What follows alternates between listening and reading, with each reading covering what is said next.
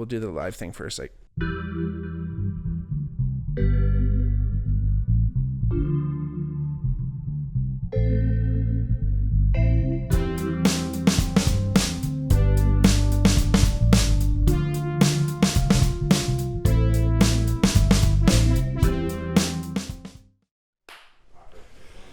Hey everybody, welcome back to the podcast. It's me, your host, Bigmark. Again, like we do every time, I just want you to know we were doing this for everybody. If you guys love what you're hearing and you want to support, check out the Patreon, patreon.com/the Bigmark podcast.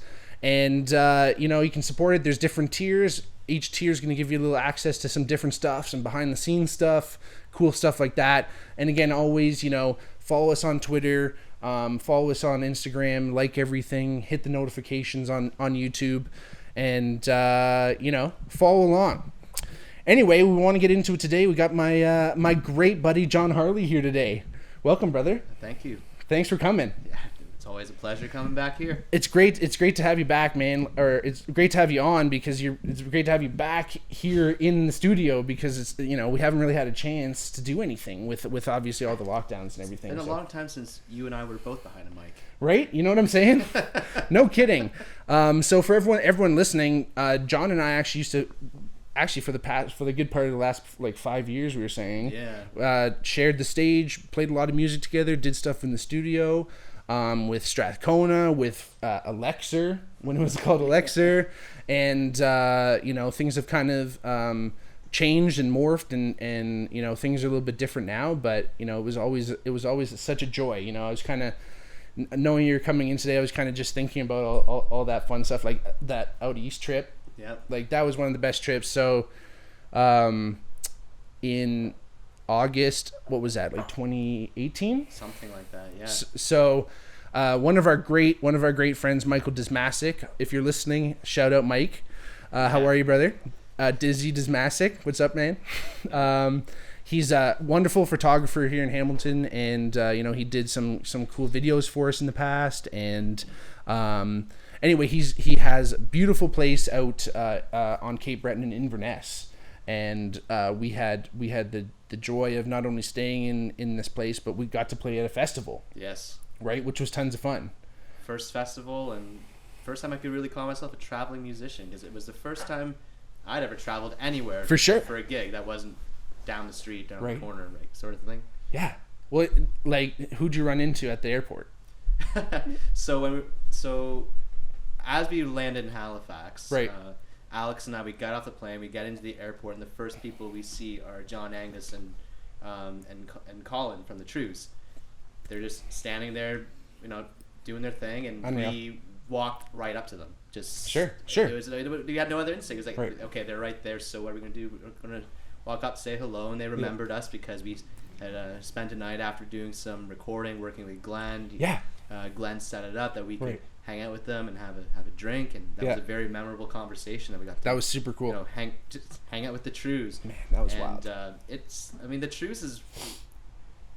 My connection with them is really odd. They were never a band I asked to be in my life, but right. I've always had amazing experiences with them. One of the best concerts I've ever seen was seeing them play at the studio here. Right. And again, it was a concert. I wasn't following it or anything, but I had a friend who said, "Oh, I really like the Trews, and they're having an acoustic set. You got to check it out." So I did. I went to check it out, and to date, one of the best concerts I've ever seen. Unreal. Yeah. So that was at at Hamilton Place here? Yep.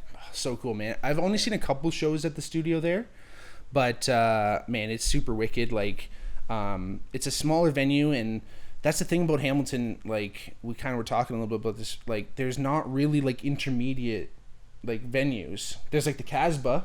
Yep. Right. There's This Ain't there was This Ain't Hollywood, R.I.P. But there's lots of smaller kind of cool little bars, even Mills Hardware, not what is that, 250 capacity? Yeah, it's not big at all. Right, that's probably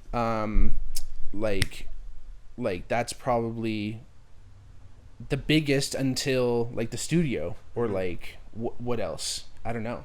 I've never seen another show at the studio. I wish I just didn't know of any other performing artists who I would follow to go see there, but it was it was just the greatest setting ever because it was intimate, right? And that was perfect for the sort of setting that they were doing because I had seen the Trues play electric before, and they used to play Hockey Fest in Brantford, so that was like the nearest festival thing. No doubt.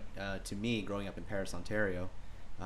Nice. Yeah. So anyone watching Paris from is Paris, beautiful. Yeah. How's the sound good? Yeah, maybe just put the mic just a little closer to your mouth there, man. Beautiful. Just look at a couple slightly sound closer. waves, making a match. Nice. There you go, baby. All right. Christian, hey, this is why we want people to support the Patreon, because we can get headphones. For everybody. Yeah, but again, you know, so growing up in Paris, like where were the main kind of venues that you would have been seeing, like Lots Hamilton or? They're really, you had to go into the cities. Sure. For a while, we did have the Ford plant. That was the place. I never got to go to a show there. I wasn't quite old enough to really be part of that and find my own ways of getting there because from Paris, I mean, there isn't much of a transit system going between. Not that I was really exploring transit when I was a kid. Right. But that was a place I had a lot of great shows come in. Unreal. It was my English teacher who told me that she went to see Arcade Fire there. Sick. When they were when they weren't even famous yet. Playing in Paris. Playing some gigs, apparently coming to Brantford and coming to the Ford plant. Oh man, that's super cool. So that was like more in Brantford? Yes. Cool. Yeah, if at the time when I was growing up in Paris, you wanted to do anything, you want to go to the mall, get groceries, you're going to Brantford. No doubt. And that was in terms of a music scene, there really wasn't one. There was Brantford, and perhaps people who lived around there might be able to speak a bit more to what that was like to actually be involved in it. Sure. I remember driving by and seeing funky posters and things like that, but I didn't really know what it was. Right on. I would pass it every time I was going to a music lesson. Sure. Because I went to my music teachers who were in Brantford, and that was one of the places we would pass. And so it stood out to me, but it never even occurred to me that's a place I could go in. I could go in and see music. Right. So I was very removed from that growing up. Yeah. Were a lot of people like friends of yours or anything like into music and stuff, or was that more like kind of from your parents that kind of put that on you? Oh, it was or introduced you to music, I should say. Oh, well, when it comes to introductions to music and things like that, it was my parents had great music lying around. Sure. My mom always played the same CDs in the car. Okay. So that's how I got connected with the Chinese music that she really loves. Very cool. People like Teresa Tang, Sam Hui, she put these CDs in because they reminded her of home. So they would play, on repeat all the time to the point where sort of, could we listen to something else? But now I'm at an age where I look back on that really, really fondly because now whenever I hear those songs, it's very emotional because I feel a little bit of what she was feeling because when she was putting those songs on, that was what made her think of her parents, who really love those songs because these are songs from the 60s and things like that, which is a little bit before her time, like when she was really because she was born in the 60s. Right. But these were things that everyone was listening to, that her parents liked, and they were sort of people that everyone liked. They're kind of in that sort of crooner category, like easy listening. Everyone knows like big their hits songs. Back in China? Are yeah, they like huge, very popular? Like they're huge cultural icons for there. And that's huge. I actually wish I knew a bit more about what their legacy was, but I know their songs, and it's something that when I've gone to China, it's kind of amusing to people.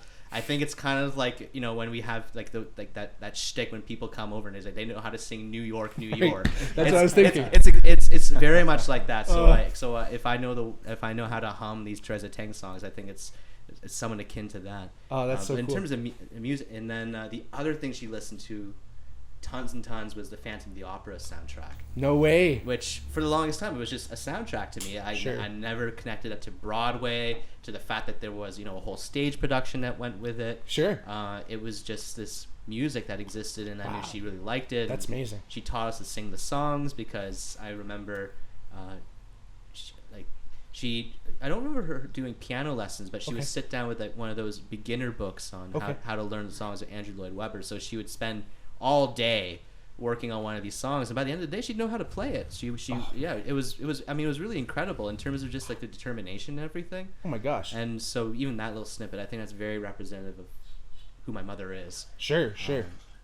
So for introductions to music, there was it was a very narrow but intense exposure to what she liked to listen to. And then my dad, he never really sat down being like, listen, son, this is the Beatles. Right. It was never anything like that, but he just had all of these amazing CDs lying around, which I only came to realize as I think like grade 8 was like the year where I really started to get an interest in rock music. And so I befriended people, like a friend of mine, Jeff, especially. He was always showing me what he was listening to. Cool. And so he was saying like he really liked Pink Floyd. He really liked Led Zeppelin and things like that. And I was like, those names are familiar. Like I've seen those. Right. And then my dad was a huge like box set collector. So I'd go home and I get to see like, oh, the whole discography just lying there before my feet. There you go. And so I could learn that way. And then I was working summer jobs at the time, and that was the best thing to do, just put on an album. And I remember working on like staining like some wood, for a portable that they had put all this on, and and that like that's my moment when I'm listening to Dark Side of the Moon. It's like, holy shit. That's mind-blowing. I need to stop what I'm doing right now and reassess my life. Because it's the Great Gig in the Sky comes on. You're like, I've not heard anything like this before. This is something. Seriously. So for the music exposure, it really came like that. It was kind of things that I got exposed to, and then so cool. My brother, I'd say my brother has had the largest influence on the music that I like now. Unreal. It was my brother who. He showed me Arcade Fire. He used to bring his iPod over and he would just show me what he was listening to. And show me Arcade Fire. He loved Radiohead, so he showed me Radiohead. Big. He showed me Nick Cave. He showed me so many, like that whole sound, right? Like that alternate sound as opposed to what was on the radio or classic rock. Like no doubt. Like it was through my brother I really got connected to contemporary music, as I think a lot of people who have siblings come across it. That's huge. But that was it. I didn't really get many experiences growing up where I would go see a band and discover their sound and be like, I want to find more of that. Right. It was. I had very good curators. Cool. That's amazing. So interesting to hear like that. That like kind of extreme concentration of music from your mom's side. It's really interesting. Did your mom kind of grow up like, obviously she didn't know how to play piano? Did she didn't take piano lessons. Oh no? No, I mean that was part of the reason why she was very keen for my sister and I to piano lessons. Okay, cool. And this is, I mean, I think this is a lot of immigrants' experience, right? They've come here, they want their kids to have the best of the best, and one of those things is music lessons. Big time. That's, you're really in a position of privilege if you can ensure that that's provided to your kids, and that was really important. And also just it was partly something that she wanted for us, but it was also just miraculous circumstance because we had a music studio open across the street from us. Wow. So first it was a hospital, which was fantastic because my mom had no idea how to get anywhere because she came from Malaysia and came to Canada. Okay. So the fact that she could go right just across the street to get medical care for her children, that's great. Nice. And then we got to that age where we don't need to go so often anymore, and then they move off. They go. They're still in Paris. They just go a bit further away, and then that becomes a music studio, and that's where I first saw a violin. Wow. And then the rest of that is so history. You were drawn to the violin yourself? I don't know why, but because my dad literally was like, here's a guitar, treat it like your baby, learn it, when I was 9. Yeah, like that was the moment that I actually picked up an instrument. I was actually quite vocal about choosing the violin, but I don't remember ever being like, I really want to learn the violin. Okay. I just what I remember was that my mom and dad had decided, well, there's a music studio across the thing, and we have a piano in the house, so we thought we'd get both of you piano lessons. Sweet. And for some reason, I just said I want to learn the violin, which I can't imagine. I feel like that'd be kind of rude to be like, here, we gave you this awesome thing. It's like, actually, I want this. Could I get this instead and have you buy this, invest into this series of very expensive instruments? So you have to grow with it, right? Like obviously there's small violins, and if you're a young child, like how young are you at this time? 6. Okay. Yeah, I'm 6 years old, and at the time it was there's a piano there, and the rates for the piano lessons are affordable, but there wasn't really a feasible way at the time for my parents to afford getting me violins. True. So that's where my grandfather came into the picture. Okay. Because when my granddad caught wind of me wanting to learn the violin, I think that meant that was a cascade of thoughts and feelings for him too, because he grew up with violin lessons because my great grandmother was a music teacher. Oh, cool! She was a music teacher, and she also played organ for silent films. Wow! So when the movies are playing, she's just there, giving a whole live playing the whole time, which I can't imagine doing that. That's it's not like there's a metronome or drummer. Is this your mom's side or your dad's side? This is my dad's side. Very cool. So this is my paternal great grandmother. Wow, so cool. Who's doing? And they from Canada and England. Oh, no way, cool. Yeah, Portsmouth. Okay. Yeah, Portsmouth is where my granddad grew up. So they're getting after it over there. Yeah. Cool. So my granddad was supposed to learn violin. He went to the Navy, and nice. My father's interpretation of it was that when he joined the Navy, he wanted to do more masculine activities. So he switched his name because he didn't like his birth name. He used his middle name for the rest of his life. Okay. And then another thing was that violin was for softies. I don't know. I never ever got to ask my granddad these questions. I really would have liked to hear his perspective on this. Sure. But what I do know is that he didn't keep with the violin for the rest of his life. He always had a thing for stringed instruments because what I do remember was him collecting guitars. Okay. So long before I knew what rock music was or who the players were, I knew what a Les Paul was because super cool. My dad and granddad are collecting them. Like you would collect antiques and they're sitting in the living room like, oh, look at that. My granddad would play, but my dad didn't play much. Okay. But it was really because of my granddad that the violin became possible because I guess he probably saw an opportunity, in the generations, down the line, this kid wants to learn the violin. Okay, I'll make it happen. Mm-hmm. So he did. He shopped the violins for me and bought the books and he really made that a reality, which is very why cool. It's forever completely connected to him and who he was. So cool. That's amazing. I mean, I think it's funny how a lot of musicians do kind of come up that way. That's kind of why I was asking because I think obviously all those things do the fact that you're across the street from a music lessons place, the fact that you have a family member that does support you and really go that extra mile, and then both parents just have at least a cursory interest in music too, right? Yeah. Right. That's so huge. It reminds me a lot of kind of my scenario too, and it's funny because I always envy people with English heritage because they always have great knowledge up to their great grandparents and potentially further. I think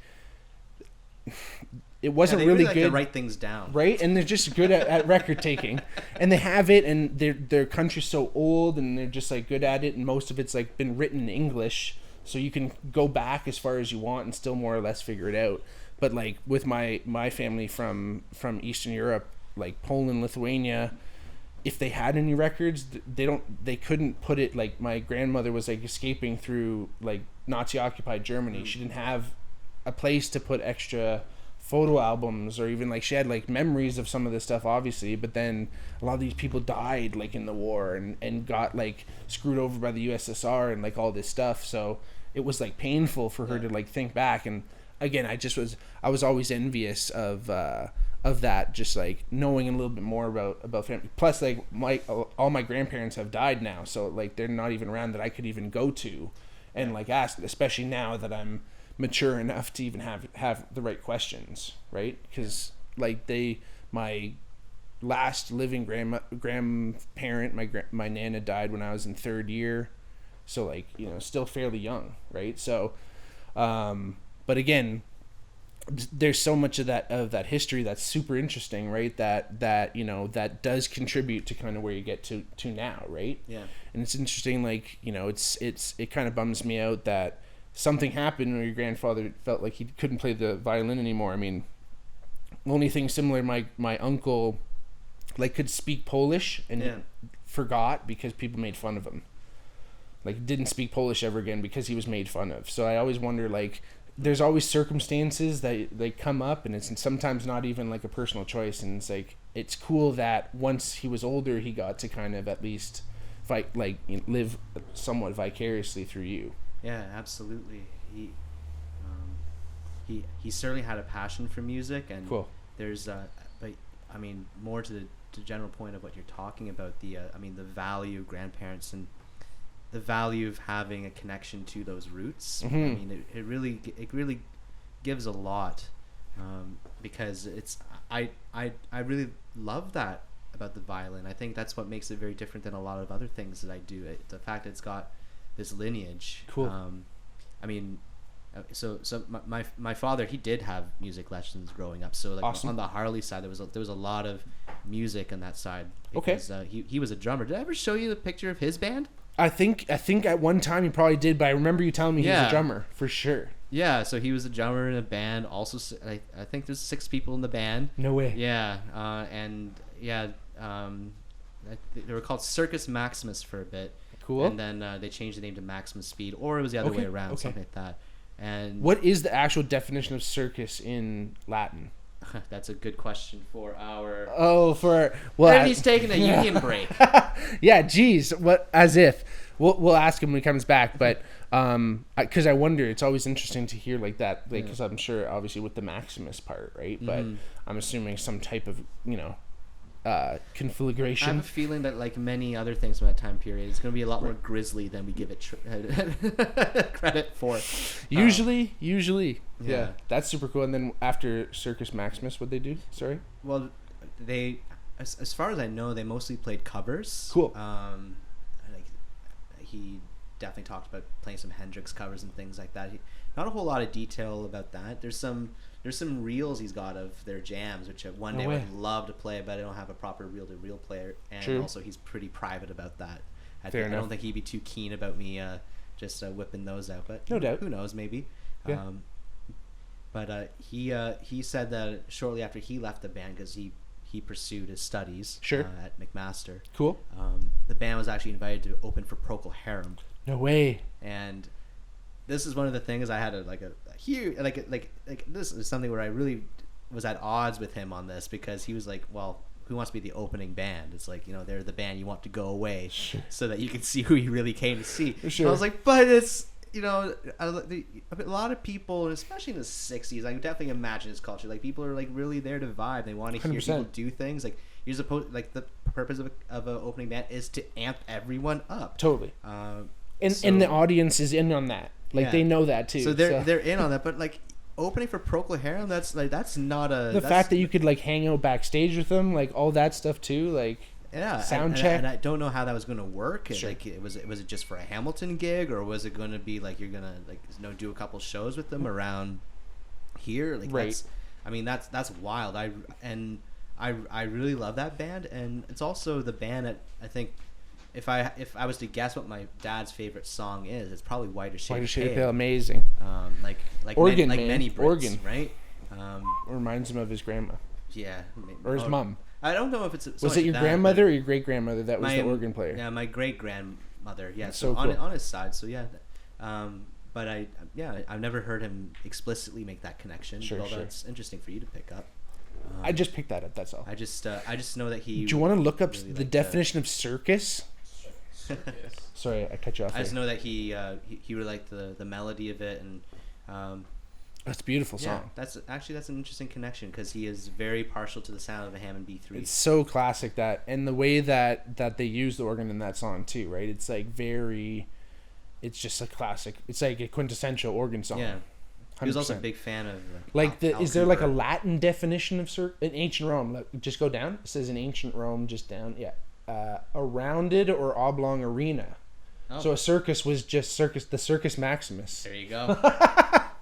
They knew. So sorry, Christian just stepped out for a sec. I'm just saying, John's dad played in a band called Circus Maximus, and we were wondering, like what the definition of circus was, because obviously Maximus implies that it's like the ancient definition of circus, and it just sounds like. So obviously it must have been like the main fucking arena, essentially. I'm assuming in ancient Rome. Not even It's Greece. a suspiciously short definition, though, don't you Right? think? Yeah.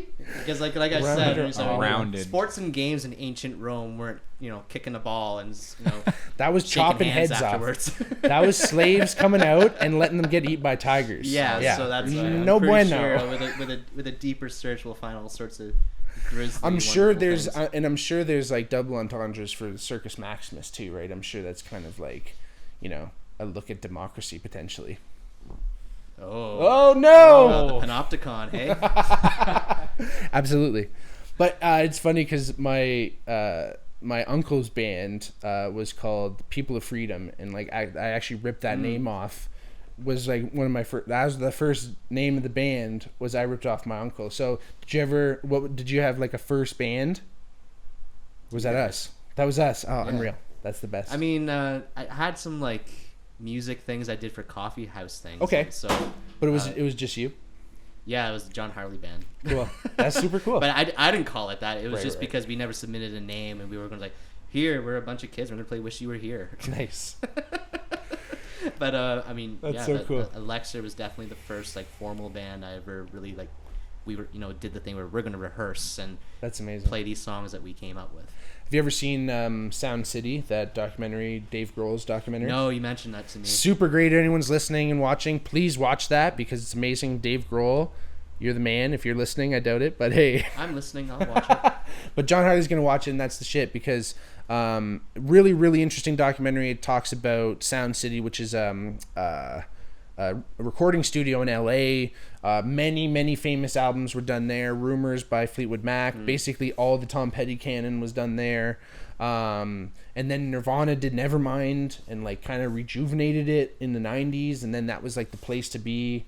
Like Rage Against the Machine did their first album there. Just like unbelievable, huge stuff all at this place. Dave Grohl actually owns the board from there. It was this Neve board that Rupert Neve built from freaking scratch and like put everything together himself.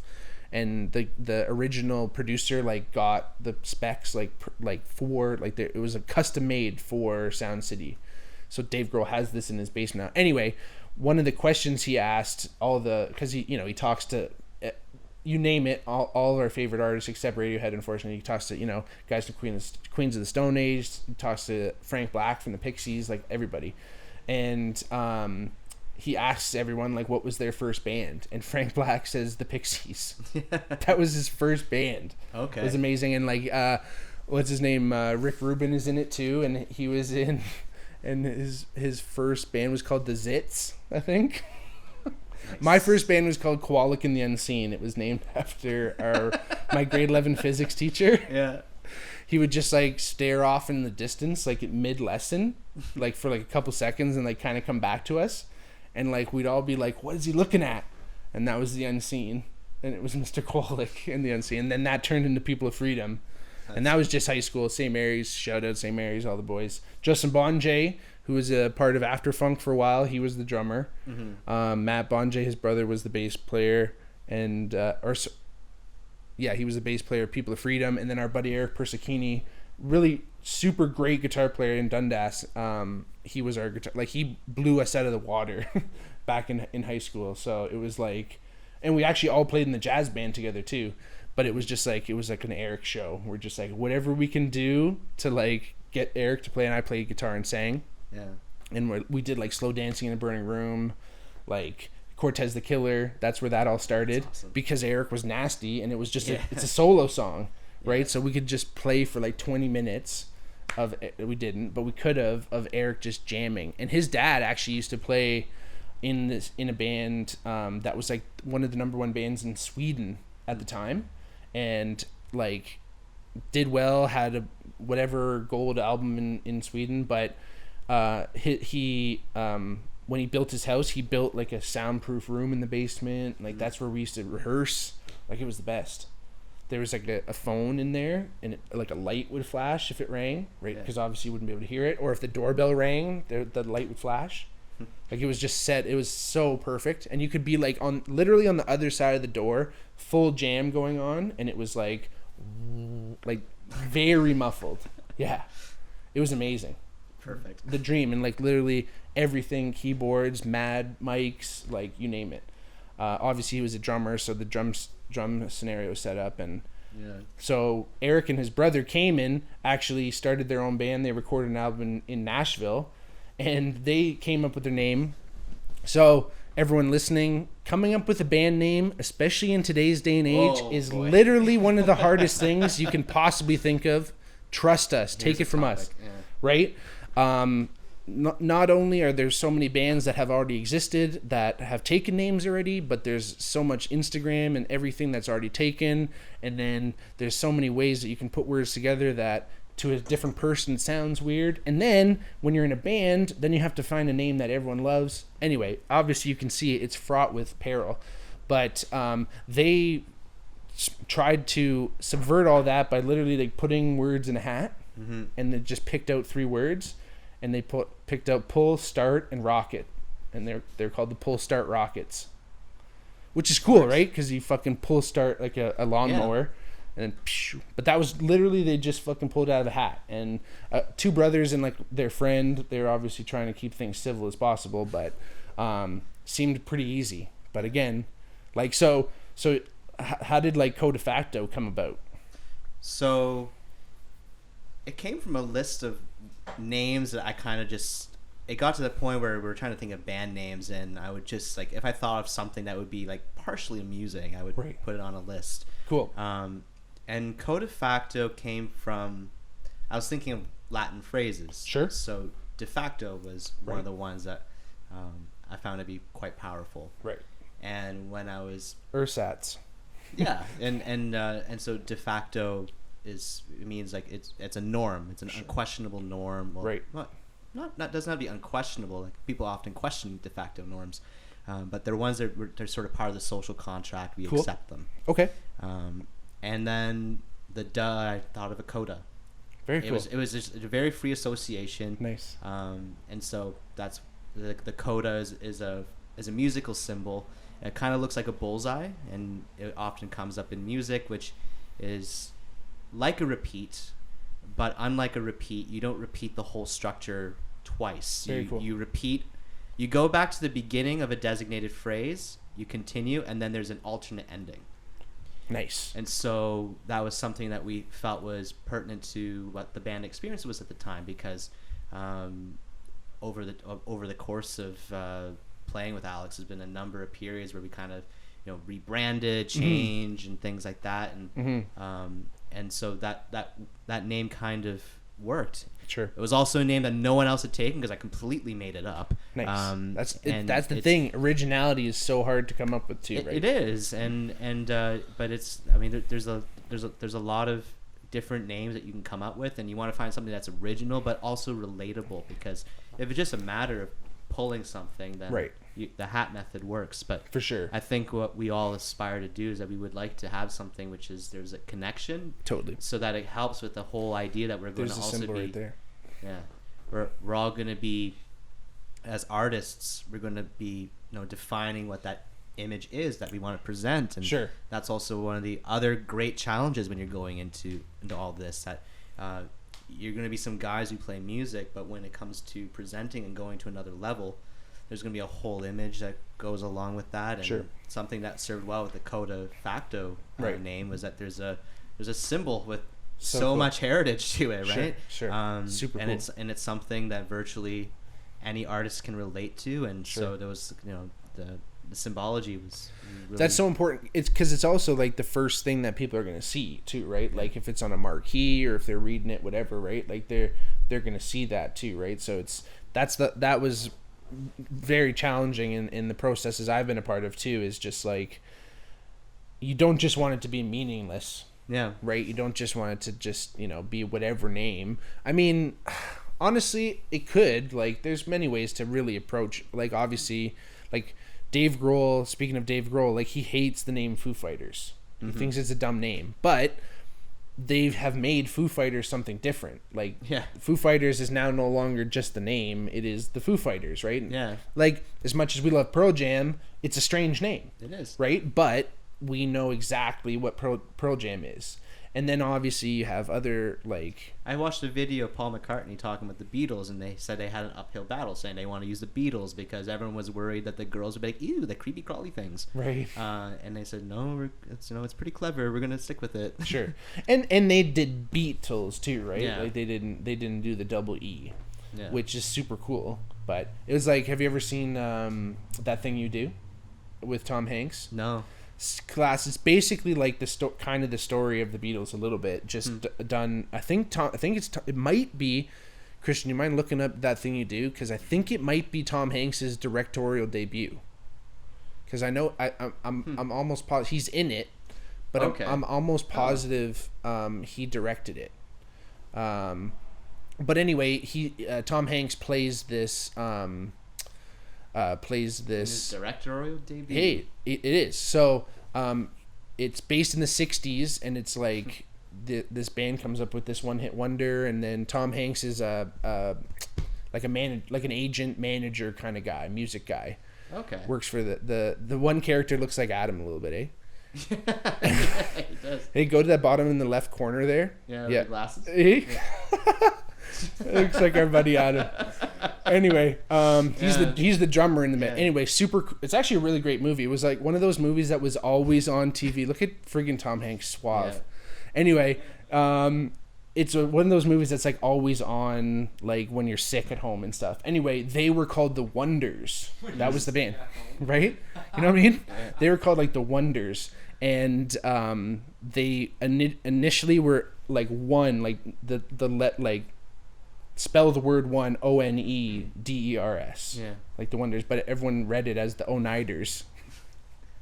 Right? So, again, it's stuff like that, man. Like, you can, as a band, be like, yeah, this is what our name is, but everyone else screws it. That would be so annoying. Coming Led from Zeppelin someone... had that. Because that's why they took the A out of lead. Lead Zeppelin? Yeah, because people could read it that way, right? Absolutely, for sure. So that's there's a whole lot. And trust me, coming from a person with a last name that rarely people can pronounce, it's a bitch. Yeah. And I remember telling that to like other band members and being like, "Listen, yeah, we can kind of say whatever we want, but if we know that other people are going to misread it, they're probably going to always misread it, right? Like." And it's just annoying. Like, yeah, you can just correct people all day long, but what's a really famous band that's like a weird name that everyone knows how to pronounce though? Not many. I was gonna say you could like INXS. I listen to them all the time. Right. Absolutely, sure. I wonder what that was. I wonder. I've made that mistake when I was younger. It looks like what's above Jesus' cross. I didn't know anything about them. So I thought it was the same thing above Jesus' cross. Shout out all the Catholics out there. There's an excess. Yeah. Oh my God. Yeah, this guy bit the dust though. Yeah. And then they did a sweet show. I don't know if you remember this, Christian. They did this show. Where the rest of the so their lead singer died and they did like a reality show to find the next lead singer. And he's a Canadian dude, I think. Yeah. Look up an INXS reality show. And yeah, the guy that they picked was, I think he was Canadian, but that's how they found their new singer was like through a reality show. JD Fortune, yeah, 100%. Wow. I remember watching it back in the day too. Oh my God. Good stuff. But yeah, it was like there was all these different candidates up for it. It was like Making the Band. Do you remember that show? No. Like Puff Daddy had this thing. It was like Making the Band where he got all these random people together and like tried to make a band with them, kind of. It was like back in the like early days of MTV and VH1 going off. There's Making the Band there. But there was like many seasons, and it was like it was just like, Real World or like Big Brother, like there was just like beef, right? And I think people might have got like voted off the show potentially, like stuff like that, right? This was before American Idol though. This was when it was still like I'm sick at home. Man, I'm telling you, there's many a season, and Puff Daddy is like a big part of it. Dave Chappelle does an amazing skit in the Chappelle Show about it, where he'll just like Puffy will just like show up and he'll be like he'll walk into the studio. Making the Band a revival. Yeah, I think they redid it like fairly recently, and I know they did like a rock one too. O-Town I think came from that. Anyway, wild stuff. But like Puff Daddy would come in and be like, all right, everyone, I'm going to shut the studio down if you don't do this right now. If you don't go get me in the Dave Chappelle skit, he's like, I need a sugar cookie. And they're like, what? What are you talking about? Anyway, he would come and make them do like challenges. There's O-Town. So that's like, they made like a boy band. Check out that swag, man. Dude, I'm telling you, the guy with the hat is mint. What? We're going to have to put this on the YouTube. It's like a hot air balloon on your head. He better have mad hair under there. If not, we got an issue. He looks like the Great Gazoo. Look at all the hair, really. You could take each one. Yeah. It's a Hall of Fame. The second guy from the left, man, that's a thick hairline. Complete side note, my granddad had a tattoo very much like that dragon. Oh, yeah? No shib. Nice. That's badass. Very similar image. This guy's fucking cultural appropriation, man. Fuck this guy. Man.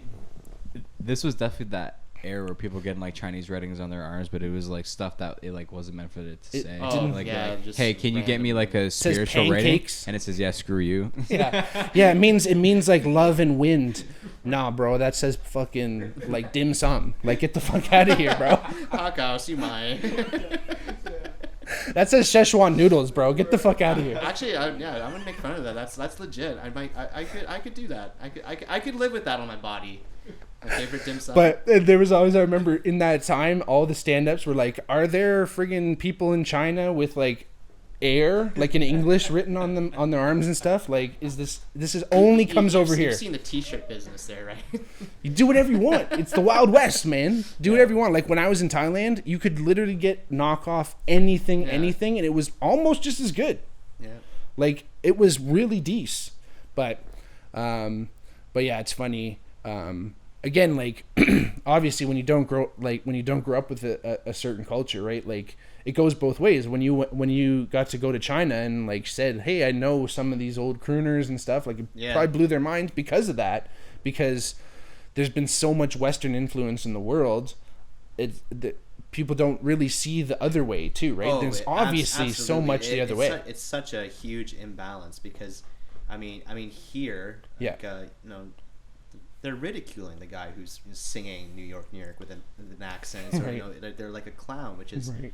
But I mean, most other countries in the world, if you're a Westerner and you recognize their songs, it's received as like an honor, like you like, thanks, you recognize we exist and we have a culture, and right. This was a hugely influential person to us. And, sure. There's just a heck of a lot more grace, and there's you get a lot more positive reinforcement when you try. Right. Whereas here, I mean, people are pretty brutal. Like when someone's trying and they're sure. struggling, but you don't get someone who's warm and encouraging to help them speak. You get someone who's I can't understand you, or and that's in one of the better situations. No kidding. So and like growing up with relatives that English isn't their first language really does, like, I know for me with my grandparents, like, it set me up so much more to understand people with any accent. Yeah. To understand, hey, there's more than one way to say these words that we say. English is a very complicated language. You can even go throughout North America and find different ways to say the same word with all the different dialects and all the accents that exist, right? Yeah. So number one, depends on who you're even talking to, because, and even in England and Australia, like, everyone's speaking English, but like sometimes it's hard to even understand like a thick Australian accent or like a super thick Scottish accent, man. I remember one of my neighbors growing up had like the thickest, he was right from Scotland, and like my dad could understand him no problem, and I would literally sit there like going, I don't even know anything that, and he would be talking to me and I'd literally, like, I just didn't even know what to say. But like, I just knew growing up, hey, people are going to say things differently, and I saw my relatives kind of having a bit of trouble with certain words, and I didn't give them grief. Tried to figure it out. Like, my not a sad story, kind of funny, but my grandma used to work at McMaster. She used to work oh god, scared the shit out of me. Used to work in the kitchens. Used to work in like the kitchen at Mac, and one day she was making onion soup, and like she had to like write it on the board and be like, oh, like, this is the soup of the day. So she wrote onion the way she thought that she was going to write onion. Obviously, she's ESL. She spelled it union, UNION. And everyone was like, "Oh, union soup, Natalie." Like, meh. Like, right? She's like, "I don't know. That's how I thought. That's how. Wouldn't you say that's onion? Like, you know what I mean?" Yeah. So, but again, not like an onion, right? Growing up, that's what I saw and like had some experience. But then there's some people that never have that experience and think, "Oh, this is the way you speak," and it's sad that it gets met with that kind of I don't know, hostility, I guess, but right. Like, just not being open to, obviously, maybe you don't speak English as a first language. Like, we'll still figure it out. Because many countries, like, are kind of, like, speaking English now more and more. Mostly because we suck at, like, trying to figure out other languages. Yeah. Right? I feel like because of tourism and stuff, they're like, we gotta have English signs at least because no one's going to come here. Yeah. I mean, really, English speakers are pretty... I'd say they're pretty unique in walking around most of the world and just being like, "Hey, can I find someone who knows how to say hello?" Right. Like, you know, who can show me around here? And right. Whereas most other people of this world don't get to walk around expecting that. For sure. No, but that's not to say that. I mean, this is something that was internally set too. Where, I mean, especially in England, where there's a whole lot of judgment that goes along with accents. No doubt. My granddad has an English accent, which is, you know, almost coveted because, you know that's you know, proper English and everything. Right. But of course anyone from England like knows how much judgment there goes with specific regions, because if you're working class English, then you're no bloody good then either. Yeah. And so one of my dad's memories of my granddad was when they first came to Canada, because his reasons for leaving were. There was a lot of he had a lot of bitter sentiments about how the system was working in England, especially being a vet and coming back from that and feeling a disproportionate sort of treatment. Okay. Comes here and he used to speak into a tape recorder, working on removing his accent. No way. Yeah. Wow. And that's with an English accent, which around here, around that time didn't really. At least from my father's experience, did not sort of award many privileges. In fact, it got quite the opposite. It was enough to make him different, and for being different, kids are not tolerant. Oh yeah. So there was there was a lot of challenges for him growing up having an accent and coming to schools in Hamilton. Very interesting. I mean, hey, like I said, that was the same thing. Like my uncle had to forget to speak Polish because he was made fun of. My mom, Lithuanian lady, perfectly nice. You know, when she was like in grade school, they'd call her a kraut, just because she was different. And they're like, "Oh, what's Lithuania? It sounds like it's German. Like whatever. Who cares?" Yeah. And she would be like, "I'm Lithuanian. Why are you guys calling me a kraut? Like I'm not German. Like all this stuff is just like bullshit racism, man." Yeah. And it's so sad. Like. Christian Puller, there's 160 distinct dialects in the English accent in the world. So like, and like you said too, like there's so much weight, especially like same thing in Lithuania actually. There's different dialects and they denote like what class you're in. Yeah. And I'm sure is that the same in China? Like, do you think that's universal or? Yeah, well, there's Mandarin. There's certainly Cantonese. More poshness with like a mainland accent. Okay. Right? Like from Beijing and things like that. Like there is, but I don't think it's to the same sort of like stratification you get with the English one, where it's big like, time. It's like, you know, it's a very small region and a whole number of different accents. Whereas in China, you've got all sorts of different dialects, right? Okay. Let alone accents and things like that. So I think it just operates a little bit differently. Interesting. I'm sure it's different every country, which is super cool. But yeah, like I said, in Lithuania, it was like slightly different dialects. Like most of the Lithuanian I know is like kind of pre-war Lithuanian. It's actually one of the oldest languages I learned the other day. It's one of the like it's one of the first like Slavic languages apparently. But like I kind of speak like a pre-war Lithuanian, obviously, right? Because that's when my grandmother came here, and she didn't have. And I never really thought about this until fairly recently, but like she didn't have like that modern, like she didn't live through the evolution of the language. So I always wonder if I did like, and don't get me wrong, I do not speak it fluently, but I could get by and I know I can understand my grandmother and my family, right? Well, I mean, again, when you're surrounded by people, it was great. Now that my grandmother passed away, though, we don't speak it as much, right? So it's not as sharp. But at one point, it was decent.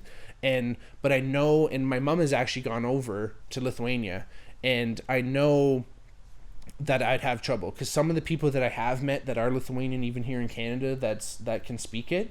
When we speak, it's like we kind of get a couple words here and there, and I think not only is there different dialects, but I speak like this like pre-war Lithuanian essentially, or at least like 40s Lithuanian. So again, like imagine if I came and started speaking 40s English, but hey, how you doing, pal? Like top notch, right?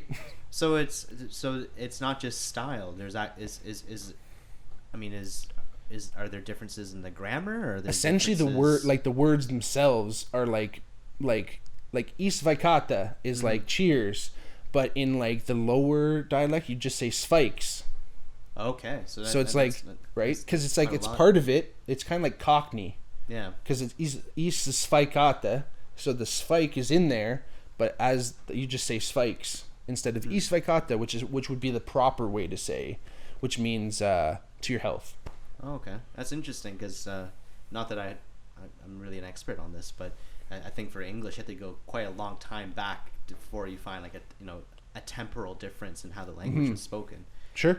Well, but look at like Cockney English. Yeah. Like some of that slang and that phrasing is so wild. Oh, it's almost like its own dialect. And that's kind of come from that underbelly and like criminality a little bit, and just like trying to subvert, like even the English language came about to subvert the church, because the church only spoke Latin. So scientists and people who wanted to go under the under the watch of the Catholic Church did all their stuff in English. They didn't do it in Italian because that's close to Latin. So like all these boys back in the day, they were communicating in English, and it was considered a dirty language, so the priests wouldn't learn it. So they're like, hey, so all those notes like Sir Isaac Newton days, like obviously he was English, but like like Da Vinci and stuff, if they wanted to like send a coded message, they would just send it in English. And then that's why English is the language of science. I had no idea. And that's where that came from. So again, it was kind of made as this like slightly secretive thing, and then slowly but surely we've added phrases and words from different languages, right? Like especially in Canada, we have many French words that we use. Like we say the foyer, and we don't even think of it. We just think, oh yeah, that's just like part of my high school, or like the front part of my house, but it obviously is a French word. So it's not part of English, but we're using it just as if it were an English word, right? And many other things, right? So I always found that fascinating, but there's so many more English words. Like how many English words are there, Christian? I think there's like 500,000 English words. And like other language, 470,000. 470,000, and then what are some of the other ones? Dutch is okay. Second, really? Dutch has 400,000. Chinese 378. So we have almost 100,000 more distinct words than Chinese. Like some have like what's the oh wow, Korean has a million. Wow. Holy. That's actually wild. That's nuts. Finnish has double S too, almost. Oh my gosh. So that's why they consider English one of the hardest words. Lithuanian's up there. With 500,000. It's more than English. Jesus Jones. Anyway. There's 2 Englishes here, though. Oh, that's actually wild. What does that even mean? Oh, so it's the standard. They're referring to the dictionary they're looking at. Yeah. Oh, they're just looking at straight words from the dictionary. Okay. Korean is up there twice. No doubt. What's like a small one? A low number. English. See, like, what is it? This thing's baked. It says Wikipedia. Right. I told you in high school not to use this as your research. These are dictionaries. Exactly why. So yeah, these are all the words. Like these are the words if they just straight up counted in the dictionary. There's 47,000 obsolete words. Okay, now that's an interesting measure. That is really interesting, especially in English. There's mad words we don't use. Obsolete we definitely words. don't. Great. But yeah, like that's the thing. Put them in list of expiry date. And that's why I look at it. That's how I look at Lithuanian too. I wonder how much it has changed. How many are those? Yeah. How many words do I use are obsolete in Lithuanian? Which is super interesting. But again, like I actually was talking to someone about this. It's funny how it depends on how you come to Canada, but like you can find a group of peers that only speak your language, and you can just continue. You don't really have to learn English, right? Like, to kind of like still get by. But I was just thinking a thing. I think we just solved the riddle of finding a band name. There are 47,000 obsolete words. Whoa! 47,000 band names. So if you're an aspiring band in the region, you're welcome.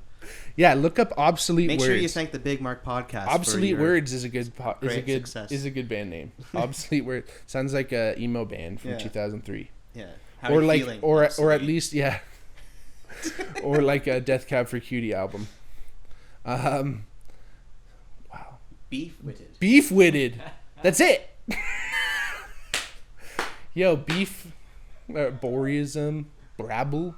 What does slow-witted? I feel like I've heard brabble. Oh, cockalorum, baby! What's a cockalorum? Look at, like, they use a bragger. Yeah, that helps me, bro. A person without overly high opinions. Yeah, we need two definitions for one. You ever looked up the definition of a potato? It's a potato. What do you mean? Like crapulous? A tuberous conifer. Anyway, right? Sounds like crapulous. That's a great. No doubt. That's literally what but it it's says. Legit. That's what it says on this site. Yeah, it's the itis. Crapulous. Yeah, it sounds like some Shakespearean stuff. I'm listening. Okay, this needs to be the highlighted part of the podcast. This is the best part. Reading Maya Angelou's "I Know Why the Caged Bird Sings," and she says her first love was William Shakespeare. It was the first person she fell in love with, which is super interesting. Some nice poetry. Just reminded me of like braggart. This is amazing. Fuzzle. Yeah, like you're already halfway there with finding band names here. Fuzzle's to intoxicate. Broke, like if I played like really heavy metal, Broke isn't bad. Grog Blossom. That's the band. Rosy red hue of an alcoholic's nose. They call that a gin blossom now, though, so it's only changed slightly. That's what they call it. They call it gin blossom. Oh, the ingenuity of the human race. Next time you see someone hammered at the bar, hey, dude, nice you've grog seen blossom, buddy. You know you've seen some people with some grog blossoms at the bar for sure. That's a band name right there. Grog Blossom. Again, like I said, if you're like heavy duty band, like if you're like a metal band, the sky's the limit with names. You can do whatever you want. Hideosity. That's nasty. Like that's a great Hornswoggle. Definitely heard that. Titty nope. Titty nope. Oh my god, that's amazing. Relax. So obviously these words fell out of, but like even like Google, like you can do those like how often words show up, like or shows like when words started to come into popularity and stuff. What do you call that? The frequency of certain words. Like Google has analyzed all these online books, right? And it can tell you exactly when we started saying like YOLO and stuff like that, because it started coming up in literature, which is wild. But I think I found my new favorite pastime. I'm gonna look up obsolete words and just find 10 of them, make a TikTok video, and become famous. Yeah, man, you could publish a book of obsolete words. The dictionary of words you will never use. Yeah, baby. I used to have it's right beside John's bathroom. I used to have some really interesting, like, New York Times dictionary where it was like one side was like the definition, and then the other side was like either like an opposite definition or like some weird. I don't even know why I brought it up. I got to find this book because it was like super interesting. It was like back when all those really interesting dictionaries were coming out, and then like, you know, it was like kind of Spark Notes-esque. I don't know if you ever had one of those Spark Notes books, or like No Fear King Lear, whatever. No Fear Shakespeare, and it would be like half would be like the actual Shakespearean and the other half would be like straight up English. You ever heard of those? So it's online now, like Spark Notes, No Fear Shakespeare, but they used to actually publish these books. So you could go to Chapters or whatever and actually get this book. And I remember in high school we were looking at King Lear, and you literally find the book, No Fear, King Lear. Boom, grab it. Half of it is the Shakespeare, and half of it is like straight up English, exactly how it would sound if they like read it to you. Like yeah. Like yeah. What would you call it in what? That was it. What you just had is exactly it. Yeah. Yeah, like zoom in on that. Like, so this is like Macbeth's No Fear Shakespeare. So like the first witch in the play, she goes, "When shall we three meet again? In thunder, lightning, or in rain?" And then that's obviously pretty friggin' easy to figure out. But the regular English is, "When should the three of us meet again? Will it be in thunder, lightning, or rain?" Obviously that was easy. But again, it just puts it in more like colloquial English, because half the time. Burly's done. Right, when the Hurly, we'll meet again when the noise of the battle is over. So that's what he meant by hurly burly. Like, come on, man. No, but again, this was great in high school because you're like so lost. And remember in high school, like you had to like read, you know, you went around and you're like, hey, all right, you're the third witch, you're the first witch. And then you'd like kind of act it out. That was the best part. Yeah. But I remember reading this and it came to me and I started reading the regular English. No. And I was reading like regular and I was like, we'll meet again when the noise of the battle is over, when one side is won. And everyone's like, wait, why can I understand this? Yeah. Like they're all like, what? I can understand what you're saying. And I was like, oh shit, I'm reading the wrong side. But that was classic, man. No fear Shakespeare. But again, helpful. Anybody who's studying Shakespeare right now, very helpful. Yeah, I never used these, but we had textbooks that had similar things. Cool. They wouldn't do literal like line by line verbatim transcripts like this. Like, right. It was like translations. I mean, it was more like they would kind of define certain words. So you had to put a little bit more inference into it, which I think I kind of liked that. Sure. Well, that's definitely better for learning. This, like, you're not learning. When I felt I was doing this, I felt like I was cheating. It is, but I mean, if you also look at it, you can also. It can help with giving an appreciation that that sounds very dull. When are the three of us going to meet again? Right. Right. It's certainly got a dramatic appeal on the Shakespearean text. Yeah, exactly. Again, some of like now it's different reading it as an adult now because most of it's pretty. You can infer obviously everything from it once you actually read the words and you have a better like grasp of like the English language for sure. Are you well versed in your Shakespeare conspiracies about who he was? Ooh, yeah, of like he was like the Count of whatever. Oh, I don't even. The Marquis of Canterbury. All I know is that there's a whole lot of doubt as to who this person is and did he exist? Was it Francis Bacon? Or, right. All you know about this, no. Christian? So so there was actually a sweet movie. Anonymous. Look up Anonymous. Was the movie about it, right? I've seen that movie. Is Paul Bettany in that? I don't remember who's in it. I think it's another token English actor. But basically this movie is, the subject matter was William Shakespeare the guy who actually wrote the plays? Mm-hmm. So they think whether it was Francis Bacon, I'm not sure, I can't remember what the claim of this movie actually was. No, it's some other actor. But anyway, the claim of this movie is that there was a ghostwriter essentially for Shakespeare, and that Shakespeare was just like the face of it, and he would answer everyone's questions and just be the man. But the person who potentially was writing it was like they were either some type of like monarchy potentially, or like a famous person. Yeah, there's documentary series on it for sure, and they look into different possibilities of who it was. I mean, very cool. We started this conversation with how well the English people document things. This was not right, and to the point that there's debate whether he wrote Titus Andronicus because it's so different and it's so gruesome and bloody. But right, it's comically violent. Right, for sure. And a lot of his stuff like does go all over the place in a sense. But they kind of, I think another big reason why people think this is that there was just he had such a large body of work. Yeah, he really got his signature too with the iambic pentameter. That was also kind of a thing, but right. Yeah. Okay. Here we go. So, could he even write? The question is, could William Shakespeare even write? His whole family was illiterate. Poor. There was no evidence that he was educated. That's just judgmental. Yeah, and how many people were like classically educated back in those days that you had it on the books? Anyway, signed and spelled his name differently on every document. Okay, great. The few mentions of him from any other historical figure in reference to William being an actor was an actor, not a writer. Interesting. Even when he died, he never mentioned his large volume of works in his final will and testament, nor was it written in any poetic manner. No. So who could it have been? They think maybe it was Sir Francis Bacon, known for inventing bacon. I'm just joking. No, he invented Francis. Right? Yeah, I don't know. Interesting. Bacon knew the science of ciphers. An expert believed that he decoded clues in the plays. Mm-hmm. Bacon was well educated.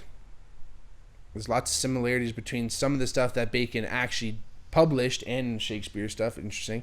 Edward de Vere. This is the guy who Anonymous was about. Who they really think potentially. Obviously, the filmmakers really thought that this was the dude, but he was known for his poetry. 17th Earl of Oxford, traveled often, ran into pirates. He had experiences. All the roles were elite audience members. So this is what they think where it could have been. Pirates though. Yeah. Yeah, there's no pirates in Shakespeare. No pirates, but the only ship I can think of is like the Banquo or whatever from the Tempest. Whatever the ship was in the Tempest, remember? Banquo was Macbeth's best friend. My bad. But I forget what the Tempest ship was called. I don't remember. I don't know if it had a name, but remember they show up on a ship. Yeah, I remember that. But interesting. Christopher Marlowe is another candidate. Very interesting. Again, this is the thing where, again, maybe it was a group, right? Like maybe it was a bunch of people and they just were all like, hey, let's just say like we're William Shakespeare, get this guy to take all the heat from us.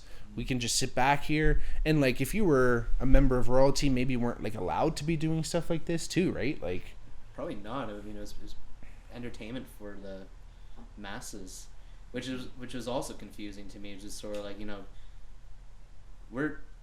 we all know how to read and write, right? And we don't know how to understand Shakespeare. Sure. But a lot of the audience it would have been for, I guess, they certainly did not sit in a class and study plays. No. For the popular audiences. So absolutely not. Not that I know a whole lot of the heritage. I could be completely wrong about who was where. Maybe royalty was at the Globe Theatre. I have no idea, but. Yeah. But a lot of it was always weird back in those days. There was always weird rules about what monarchy was allowed to do, and you have your man in the iron mask scenarios and all that shit where you're ending up the monarchy feel trapped in their own gilded cage, so to speak, right? Mm-hmm. Which is interesting. I mean, again, a lot of the that was the most interesting subject matter at the time, but a lot of the plays are about like royal families and like monarchies and stuff too, right? Yeah, your Hamlets, your Macbeths. I've not checked out any of the historical plays and all the things that he wrote either. Mm-hmm. Sure. Yeah, like I'm only really familiar with obviously what I've studied, and that was just like Macbeth. Yeah. I think we did Hamlet. I know we did King Lear. We did The Tempest, and then we did The Merchant of Venice. Yeah. Pound of Flesh. Yeah, we did Romeo and Juliet, Merchant of Venice. Romeo and Juliet, we did that one too. Macbeth. And then in grade 12, we didn't have to do a Shakespearean play. No way. Okay. Yeah, our teacher elected to do Americans, so we read A Streetcar Named Desire. Oh, no way. Yeah. We did Hamlet, and then we got to do it like our ISU or whatever. I chose Frankenstein. Sweet. Which was great. Yeah. Mary Shelley. I did, so my grade 11 ISU was A Clockwork Orange. Oh, wow. And grade 12 ISU was Heart of Darkness. Wow, nice. And I did a contrast of Heart of Darkness and Apocalypse Now. Yeah. Brilliant. Yeah. That's so cool. Yeah. Yeah, man, like, I think I always had fun, like, almost immediately after I graduated high school, I kind of, like, went back and looked at all the books and stuff I read in high school when I, like, felt like I didn't appreciate it. And like Great Gatsby was the first one because I read that in grade 11 and like kind of was like, this is cool. And it was like around when they did that Baz Luhrmann remake with Leo, but I just remember reading it and be like, I can't believe I read this book already. It's like I'm reading it for the first time. Yeah. Like, it's just amazing. Finally getting it, because now I'm not like being forced to read it. Essentially, I'm reading it under my own volition, and this is great. So it taught me a lot about kind of like, you know, hopefully, you know, if I ever get the chance to give the advice to a high school kid, like, hey man, like, try to get it now if you can. Like, try to understand what this all means. And if not, try and do what I did and go back, because I know a lot of people say, oh yeah, I looked at this stuff. Great. Yeah. But like, and even like back in high school, I remember like my eyes were opened when we were doing Romeo and Juliet, and we got to see the Baz Luhrmann Romeo and Juliet with Leonardo DiCaprio and Claire Danes. Watch that. Brilliant. And I remember watching and also being like, oh my God, I get it. Right? And being like, this is, it just was done so well. Obviously the dialogue was identical, but just the acting was so great, and the set design and the directing of the movie was just amazing in the sense where I haven't watched it since. I don't remember much, but I do remember all the guns having the names of the swords. That was like their sword. Yeah. Right. Have you ever seen that? So Baz Luhrmann, great director, he did like a action movie version of Romeo and Juliet, but all the dialogue is exactly from the play. So it's like modern day. They have guns. They're rolling around. It's on Venice Beach. They're in Venice. Yeah, they're in Venice Beach. It's Romeo plus Juliet. Like, that's how it's written. Yeah. And it's freaking Leonardo DiCaprio at one of his best. Claire Danes is phenomenal. Juliet. Man, it's really, really good. And like, you kind of get it. You like finally get it. if you've never really understood the whole story, like the whole star-crossed lovers. What is also funny though, that this all happens like within like 3 days. Yeah. Like, this whole thing, most of it is like in one night, and then like they fall in love at first sight. It's very, very cool. They go from 0 to 10 real quick. Big time. And that's the whole thing. And then obviously the classic misunderstanding. We all know how it ends, but very cool. Jamie Kennedy is in it. Surprising. He's got pink hair. And the guy who plays it's not Mercutio. Maybe it is Mercutio. Anyway, one of Romeo's good buddies is a really, really good actor too. He was in the show Lost, but he does a really, really good version. John Leguizamo's in it. And yeah, super, super well done. Again, just putting that in modern context and just showing, and this would have been this is why Shakespeare is so sought after by actors, because it really puts your acting first in the front, because the wording can be so cryptic. As the actor, it's all on you to be showing what you're saying, right? Not only just saying what you're saying, but also, you know, acting that out, right? I think that's where the big root of, you know, that whole Shakespearean actors being just held in such high regard, right? Is that Mark Hamill as Romeo and Juliet? Right there, over to the right? Yeah, I think it is. It looks like him. Maybe not. Luke Skywalker. Yeah. It's basically him and Princess Leia, which was twisted. George Lucas, you sick bastard. But yeah, star-crossed lovers would just take out the cross, or star lovers. Right. Original pitch for Star Wars. This is Star Lovers. The Dark Lord has had some children. They don't know that they're brother and sister, so they go across the stars and they find each other. No. And then they kiss. No, George. We're gonna do it a little differently. What do you think of this character called Jar Jar? It all starts here. Yeah. And then that's where it went from lovers to wars. Oh man, classic. But yeah, like, again, just going back on that stuff and looking at it in a different perspective, I think it's funny how you kind of, as you mature, you get a chance to go back, and like, we're kind of shoving a lot of this stuff on like high school students that just like some of them aren't there yet. And no wonder it's a friggin' pain in the ass. Yeah, I could not imagine trying to throw this at a virtual class. Oh, geez. Again, who knows, right? Like, all this stuff. And anything that requires nuance, anything that requires, like, that extra care to really notice what's happening. Like, again, you mentioned Dark Side of the Moon. It really reminded me. I can't remember. Apologize if I told this story before, but grade 11, excuse me, my teacher, it was like world religion in high school and Catholic school. So you're like learning about Islam and you're learning about Judaism and like everything really that's not Catholicism, which is at that point the first time that this is happening, right? Mm-hmm. So huge. And our teacher was actually a doctor of philosophy, Dr. Shields, super cool guy. Really intelligent, obviously, had a lot to say about everything, but and he was like in his late 60s at best. Like he was older at this point too, so he was like really cool, laid back. But right when like at the beginning of the semester, we were all kind of hanging, grade 11s, whatever. He kind of just said, "Hey, is there any we want to do like a little show and tell kind of thing of something that's going to make you like what makes you feel something." Yeah. Like that was his question. Again, doctor of philosophy. But he was like, bring in something that makes you feel something. So I brought in Dark Side of the Moon, right? And I put on Great Gig in the Sky.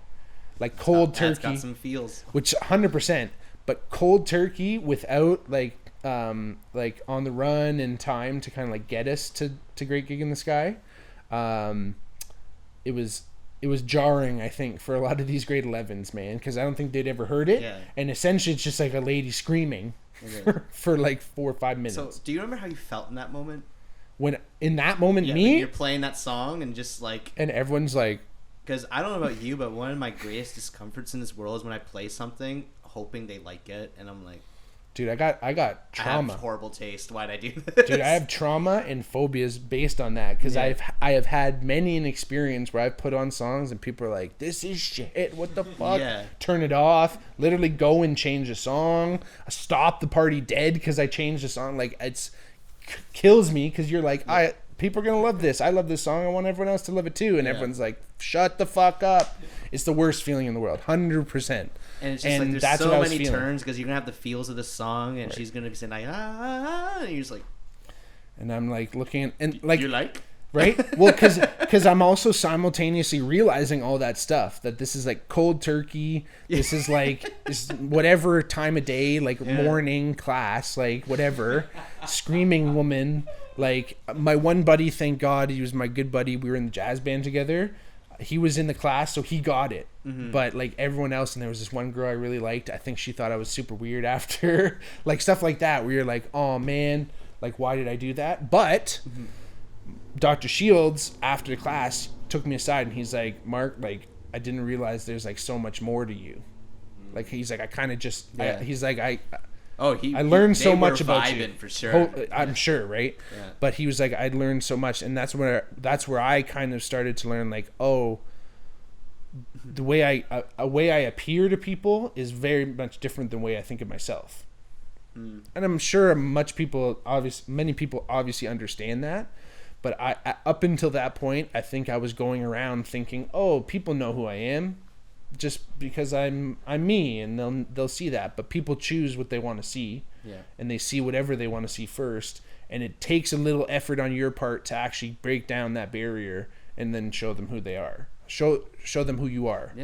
But that was a big moment for me to go like, okay, I probably and I was in grade 11 in high school too. I was like major jock, like playing only sports, everything, no beard, close cut hair, like all that stuff. So again, but at the time I was just as interested in most of the stuff I'm still interested in, right? So now my appearance slightly matches my inner workings a little bit more, but that's never going to be the case for anyone. I even heard John Mayers talk about this once, where this goes for celebrities, but like he's like, people assume so much about me that it takes me about like he said like 7 minutes or something like that. He's like, that's how long it takes me to get back to like baseline. That I have to talk people down and discredit all of their like preconceived notions about me before I can even just get to like, hey, I'm John, like nice to meet you kind of thing, right? Yeah. I suppose that'd be an interesting social experiment. Sure. Have a picture of your face and just show it to 30 strangers, and then they just guess what is this person's interests. What do you think they do? 100%. yeah, I think the answers would probably be very surprising. Absolutely. Or maybe they're spot on, in which case there's nothing original to you. For sure. Well, that's the other thing too. Who knows, right? Like that's, it's that's that whole perspective, and there's probably people out there that could call it right away, like you know what I mean. But again, I think my hypothesis would be like that would just come out.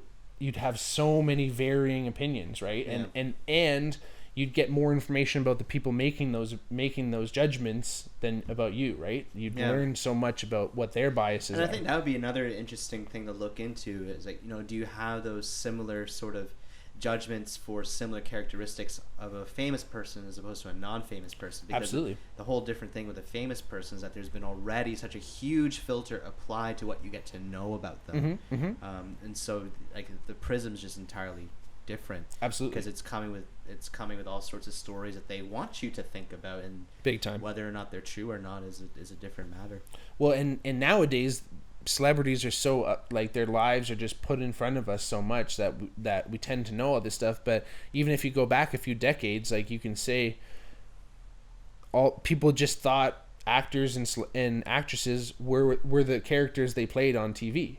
There was no indication of what type of person they actually were. Cary Grant, stand-up guy, super slick, right? Crippling depression, and they went under LSD treatment. Right. Amazing. It was like someone you would never expect. Steve McQueen was apparently a monster, like just a mean guy, like a bad person, but he was just like the man. Everyone wanted to be him, and everyone loved him. He was just an action star, right? Yeah. Again, that's pretty far back now, but even still, like you can go back, like no one knew what Harrison Ford was like, you know what I mean? Like guys like that until now. And then you're like, oh, he's not Indiana Jones, or like he's not Han Solo, like whatever, right? Yeah. But yeah, it's super interesting. And I mean, actually kind of just talking about that LSD therapy, it just kind of reminded me of all that like we were talking the other day about like potentially, because I'm really interested in this whole psychedelic therapy thing, right? And that whole LSD thing just like completely triggered my mind on all that stuff that's going on. And I think there's a lot more things opening up right now for those those guided therapies, right? And I think that's so huge. And I know U of T is doing something about that too, right? And it's something that I think is really up and coming. And, that's kind of what we talked about too, right? Like that there's a wave coming for sure. And I think a lot of these substances have been alienated by society and been illegal for a multitude of reasons. And now the fact that they're coming out and being exempt for medical study is huge. Yeah. And I think the more research that goes into it, the better. One of our buddies, Matt Dole. Did you ever meet Matt Dole? I don't remember. He played in, I don't know if their band ever opened for us, Guru Jambalaya. Do you remember them? Matt Bonjay was a guitar player in it. Anyway, I can't remember now. The name's very familiar, he's like buddies with. I'm sorry. He's buddies if we have met and you're listening to this. He's buddies with Luke and Adam too. So they know they went to high school with him, and I'm sure Alex would know him too. But anyway, he's actually working on like some like microdosing studies, and he's doing a big longitudinal study right now. So like people are starting to sign up for that and get into that. But I think again, all these studies are starting to come out, and that's what we need right now, because things have been so clandestine, right? They're absolutely. I'm very interested in seeing where it goes, but there absolutely needs to be rigorous testing on it, and big time. I mean, one of the big themes that comes out of it is that if you're going to, explore what this is going to be like, you need like. It's ancient tradition to have a shaman, someone who's a spiritual leader for it, and that's right. And I think that's what we need. We need to find that modern day equivalent. There needs to be a controlled environment, because I think there are immense benefits that people can get, but there's also immense risks, lower probability but high severity, which obviously there needs to be a lot of caution about. That's the thing.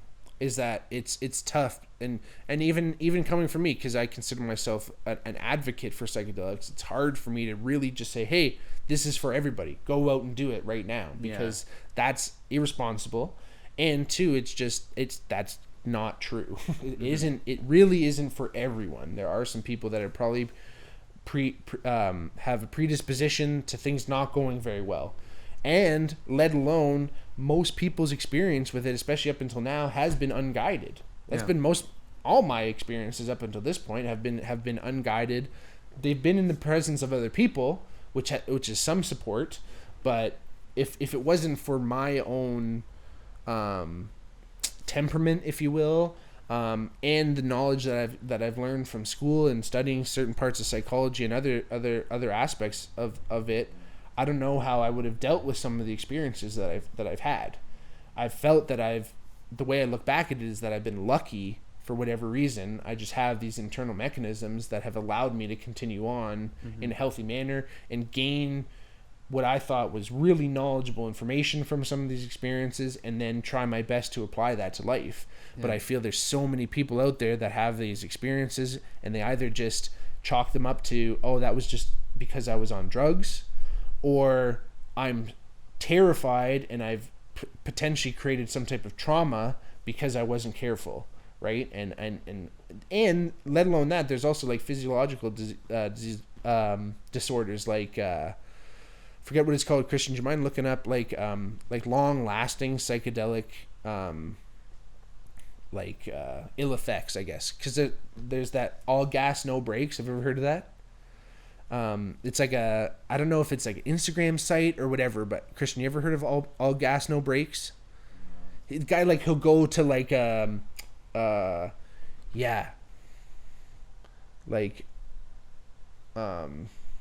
anyway, basically there's this certain disorder you can get that it makes it look like there's always like snow in front of your eyes. Like there's always like little bits like kind of flying. It's like, and I think it's like NDDS or something weird like that, where it's just like, yeah. And I've noticed that as a vision thing. I thought that was something to do with the eyes, like the literally little bits. Okay. I don't know. So this guy from All Gas No Brakes, he's like he's on Instagram. He's doing like interviews with people, but he has this disorder. Actually, that's it. Right below HPPD. Sorry, hallucinogen persisting perception disorder. So that's what this dude has. So he literally sees visual disturbances at all times, and he says because he just did too much acid and too much mushrooms, like when he was young, like when he was like in like 12, 13, like real young. So again, there are there's risks, there's physical and psychological risks, but with risk does come reward. And if you do it in a healthy manner, and you are guided, and hopefully there's more and more research that goes into it, and we get more guides out there that are doing it for the right reasons and are there to help people, will only continue to push this whole thing forward. Right? But that's the thing, is that the more we have everything just unregulated and unsupervised, there'll be much higher potential for ill effects, bad trips, whatever you want to call it. And that just gives, the people that have been that have been trying to criminalize all this stuff, or for whatever reason, gives them more fodder to kind of like keep it down.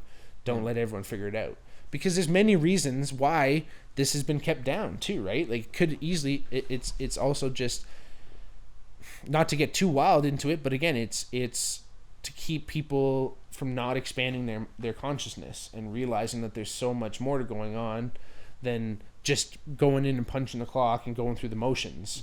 Like, that could be the biggest fear of this whole thing, is that you don't want people to be thinking for themselves. So if there's substances out there that tend to make people think more for themselves, what can we do to subdue that and subvert that? Which again is mildly conspiratorial, but again, that's kind of what's been happening with the war on drugs, because it clearly isn't working and they're not winning it. But again, on a positive note, they are lifting a lot of that stuff for medicinal use. And I think that there's, there's certainly a growing body of scientific based knowledge that can be more reviewed. I struggle with the idea that there would be a conspiracy to suppress consciousness growth. Okay. I'm not quite sure who it serves. Sure. Because I mean to suppress the growth of it. I mean, a lot of creativity comes from it, and then we certainly rely on creativity to have ideas that, you know, fuel the capitalist system. You need to have a product, and I'm not sure if that's necessarily part of it. Right. But there's certainly going to be a lot of concerns about, you know, is this valuable, right? I'm not so sure that it's you know, there's an active suppression of, you know, people wanting to learn and grow, but there would certainly be a number of people who just wouldn't recognize the value in dazing off for a day, right? Like, it's like, that's like, they truly believe it's like, that's not productive. Productivity is having responsibility, accountability, blah blah Absolutely. Blah blah. Right.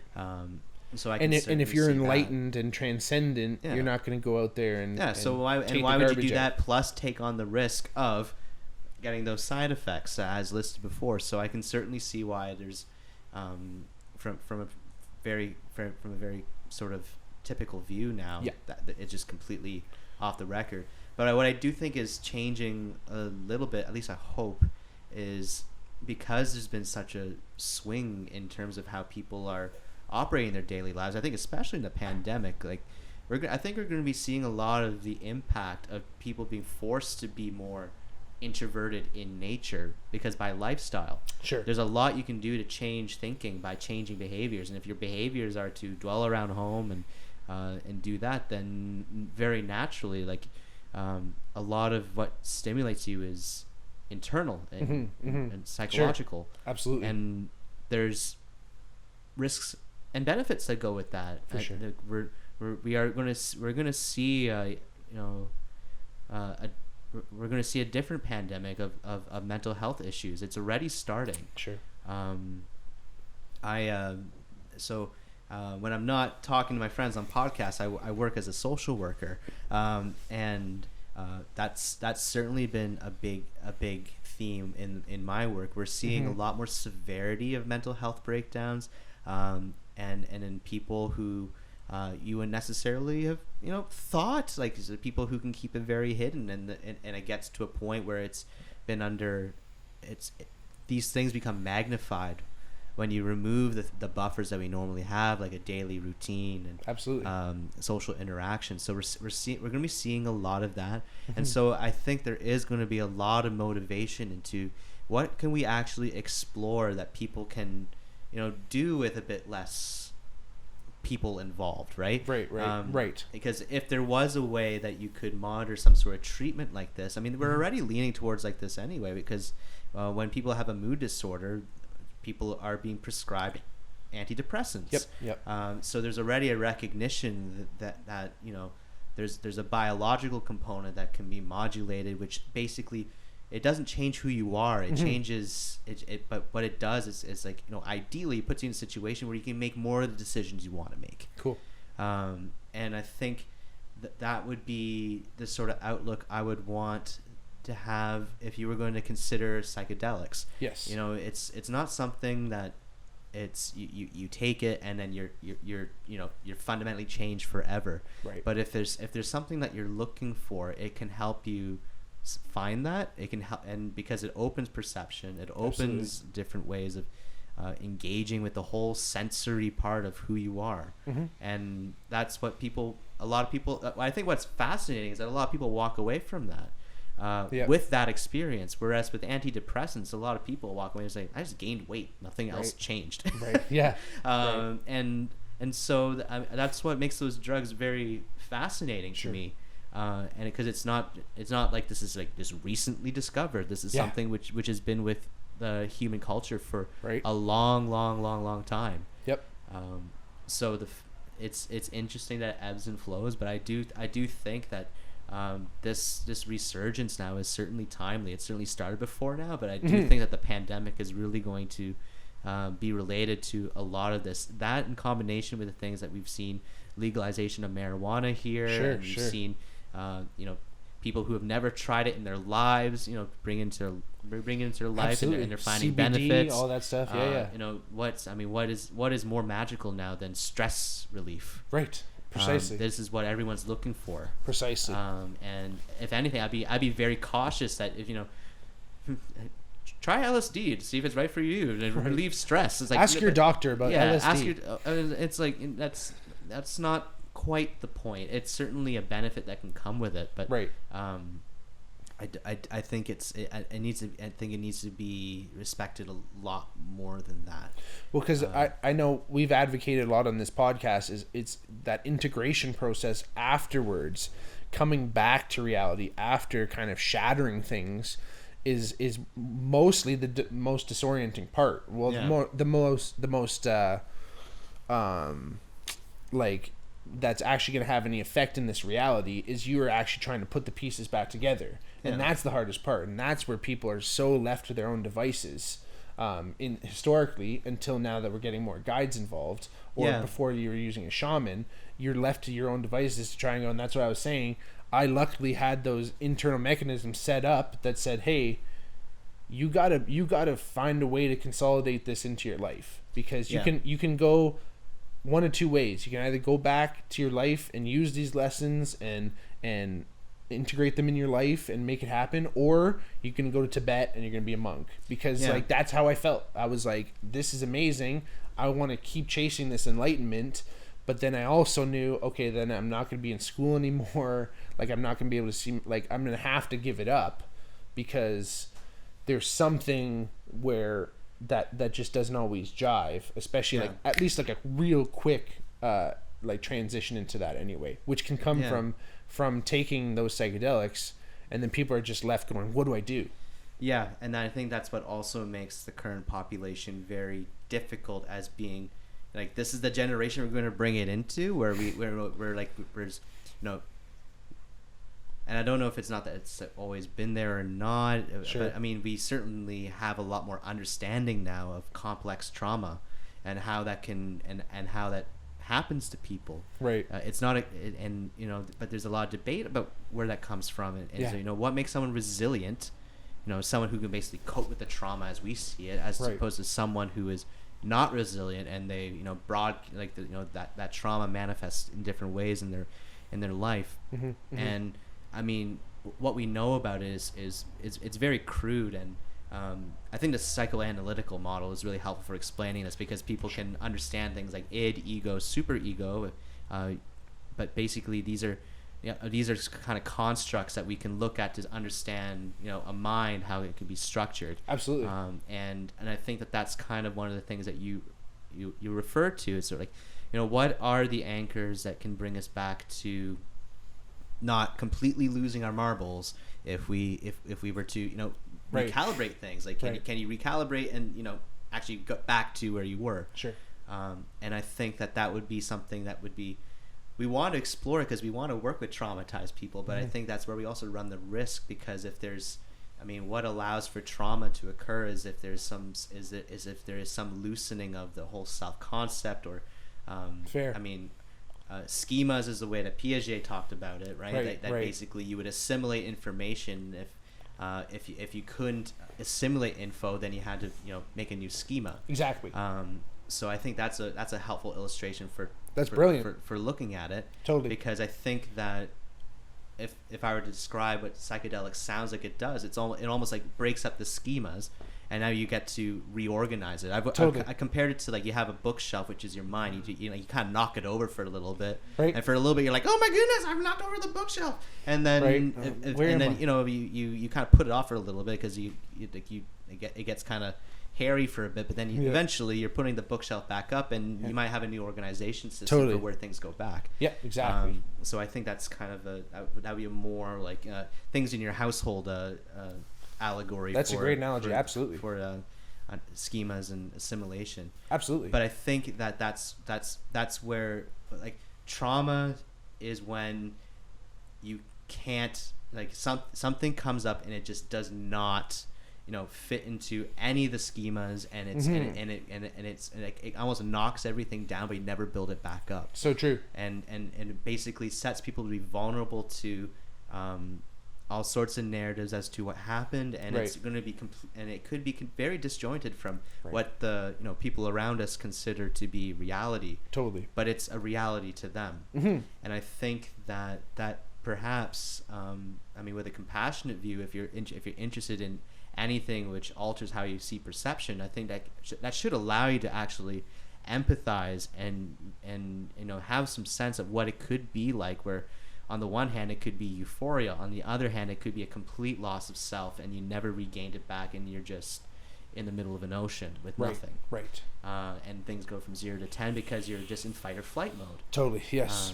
So I think that as exciting as it is to think that maybe this is going to crack into something,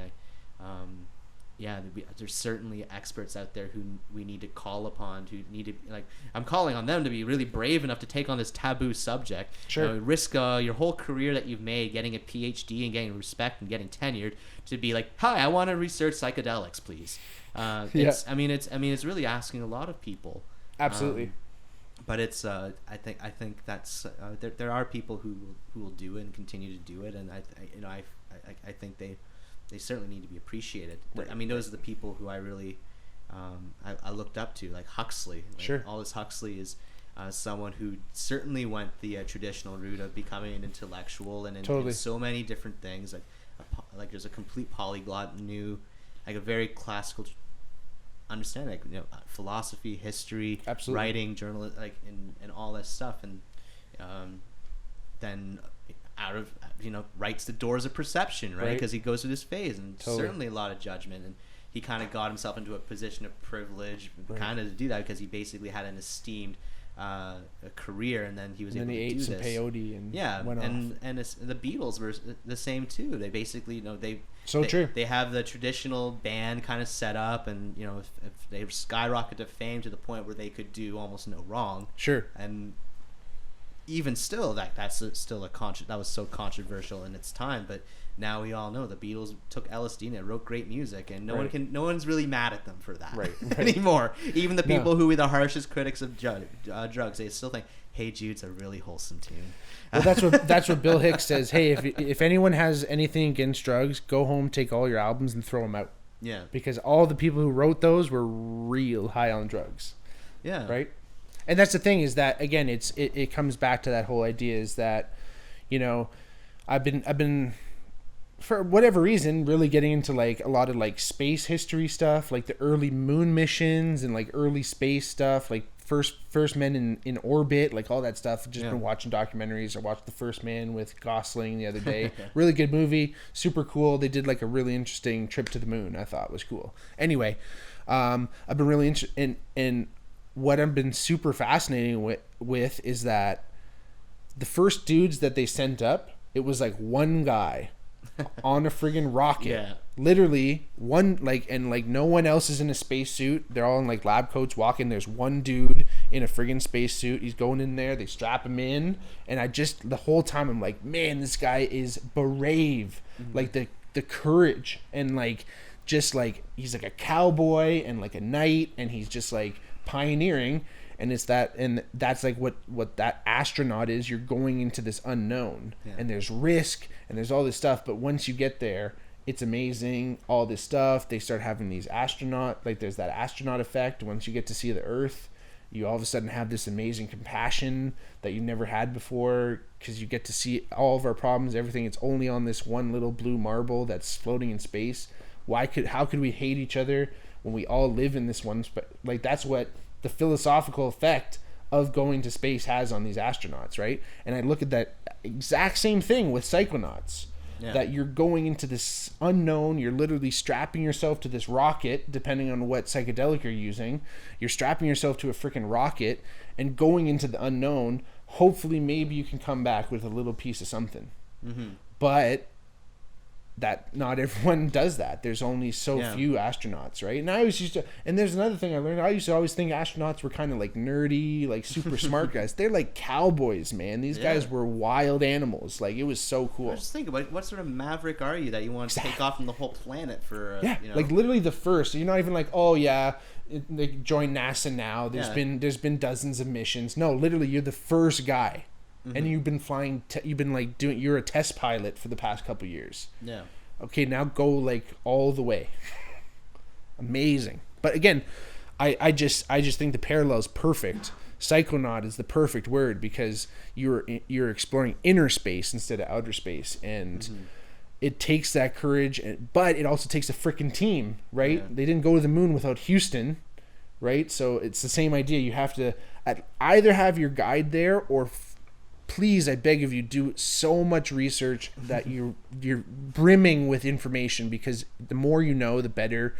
Again, I never would advocate irresponsible use, but I know my experiences have been unguided up until this point. So I know that there are benefits, but again, do your research, seek a guide if you can, if you're ever going to do that. But that's all I can say about that kind of thing, you know? But again, super interesting. I'm really fascinated to see where the research will take things, and more like it's still taboo, obviously, right? It is.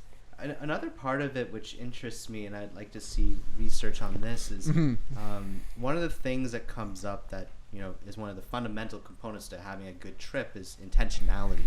Totally. And it's also the part of, you know, what makes a good meditation or yoga, right? Like all these things. And one of the things that makes me think about is the placebo effect. Right? Because I've always found the placebo effect to be one of the most fascinating things, that if that the people will do these things which are, you know, comparatively arbitrary, take a sugar pill or do some other thing, and despite the lack of evidence that thing was directly related to the positive outcome, the positive outcome still seems to occur. Sure.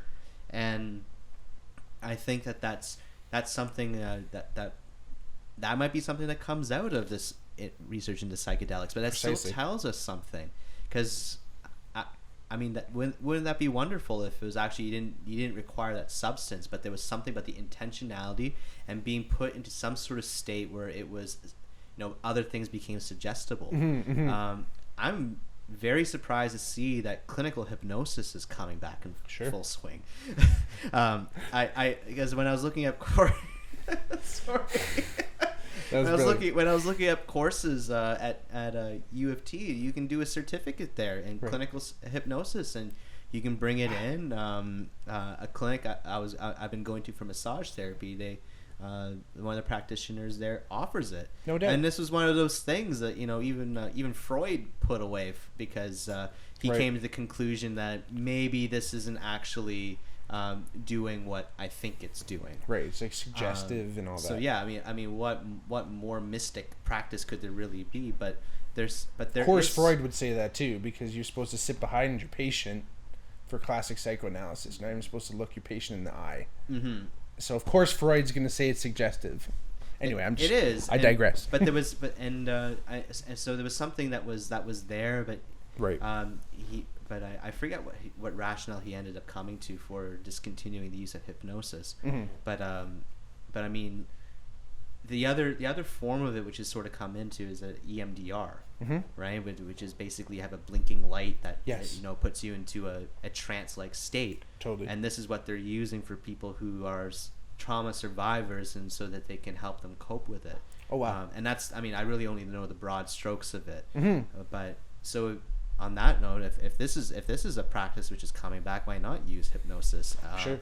And I don't know what they're using. I doubt they're using Viennese pocket watches anymore. Although it's you know, in a room like this, you know, it could be quite stylish. It's suggestive.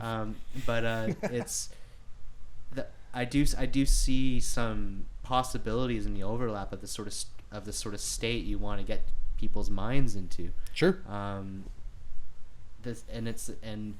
Is there really a big difference between someone who, you know, induces this state by taking a drug, or you know, the people who do so by starving themselves and meditating, and who describe these out of body experiences, and absolute euphoria when other senses 100%. Are deprived. So on stage, I felt psychedelic experiences playing on stage. Connections with people, flow states, feeling in the present. Like, again, it doesn't all have to come. Yeah, maybe psychedelics are somewhat of a shortcut, and they could maybe get you there quicker than certain other practices, or without as much discipline. It can get you there. But I think one of the most interesting, including hypnosis and all this stuff's coming back, is because we're starting to kind of shift the entire medical industry, if you will, or not, maybe not, but people are starting up with the pharma. But that's the thing. Culture. That we're sick of these tertiary interventions and people dealing with us when we're already sick and we're already at the point of surgery. Now we're starting to look at preventative stuff, primary care, thinking, how can I unlock your body to actually heal you? The placebo, the hypnosis is and even psychedelics, it's not like the classic Western medicine stuff. It's not like, here, I'm going to give you a Percocet because you're sore, and this is going to go and shut down your pain, your receptor in your brain that feels pain. So that's why you feel better. Nothing's been fixed. Your wound or your injury still exists, but right now you can't feel it. But that's the current model. Now we're going to switch to this. Hey, maybe you got injured, maybe an accident happened, maybe something happened, but your own body is actually capable of fixing that, but whatever reason it's prevented to, because of your own mind or spirit or whatever, right? That with Western medicine's always been considered kind of woo-woo. Now we're starting to bring that in, because again, I think people are realizing perspective is only such a small part, and that goes for the pure, like we were talking about with yoga earlier, where we think, yoga is this one cure-all kind of thing. Like, nothing can be a panacea. You have to be open to multiple channels. And what was happening in the spirit and science and religion and science, however you want to look at, have been in contention for a few hundred years now, and I think slowly they're both kind of coming back together, which would be a very interesting point if they do truly meet in a cohesive manner. I think that's when we could potentially get the full story, you know. But we're getting there, I think. I hope so. I mean, the pessimist in me kind of thinks of, like, we had a big revitalization of this in the 60s and 70s. So true. There was a peak of it, and but then the 80s hit, we live in today. And the 80s was a wild time too, right? And there was Reaganomics going on, and like the Cold War was at its height, so people were like really scared. Like, but that was almost like that almost came out as, like, how the pendulum always swings, right? But like that's how it kind of came against the whole hippie movement, was to go way back to this whole straight lace thing. And like I said, it was like, I read this really interesting book called Fantasyland. And it's all about, like, it's a brief history of United States, they said, but that basically they live in this fantasy world kind of thing, where they say one thing but the reality is something else, right? Like, America's always been, we're number one, but they're not really number one in a lot of different categories. That kind of thing, right? And that's where this whole mindset potentially has come from too, is that, oh my God, like, what are we gonna do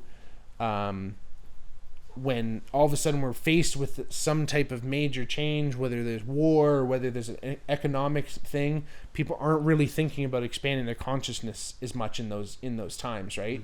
But I think now we've reached a point where things are nice and calm, and we're comfortable, that we can start kind of exploring these inner depths a little bit more, and it's not so taboo, and it's not so out there. But it's there, and I guess this is where, again, my cynicism. I'm not sure that's. I don't even know if I could say concretely that we know enough about the people who have dabbled in this. Is the view that you're taking this to explore perception? How much is that actually shared between the people who are engaging in it? Right. I mean, I happen to be around a lot of people who like to talk about that stuff, and for sure. And of course, that's that is the curation of my own life. I found people who were similar enough that I could identify with and have them stick around, whereas everyone else passed on their own little train that goes by. Sure. But in terms of what people are interested in it for, I think one of the dangerous thing that is a dangerous things about drugs in general is how how passive it is to this incredible relief of a temporary moment. and that's certainly what fuels addiction and other problems that come along with that. Yep. So I think there needs to be, if it were going to be incorporated in any sort of larger scale of, you know, practical therapeutic treatment, there would need to be a different sort of, you know, cultural look at what that means. We're talking about a culture, like, and now I feel like I'm going into that 60s stuff, like Jodorowsky's doing, is like, I'm going to make this movie and it's going to change the consciousness of everyone who watches it. But that's why people are saying things like that, because there's certainly a recognition that the way that the world is, you know, the way that people are expected to organize and have responsibilities, like these, they're not compatible. Right. At least you don't do all one or the other. And you've already referenced this. It's like you can't rely on one system or of anything that you do to be that cure-all, end-all thing. Sure. And I mean, speaking of yoga, a teacher I was just talking to was, and I think is really pertinent. It's like a very valuable life lesson.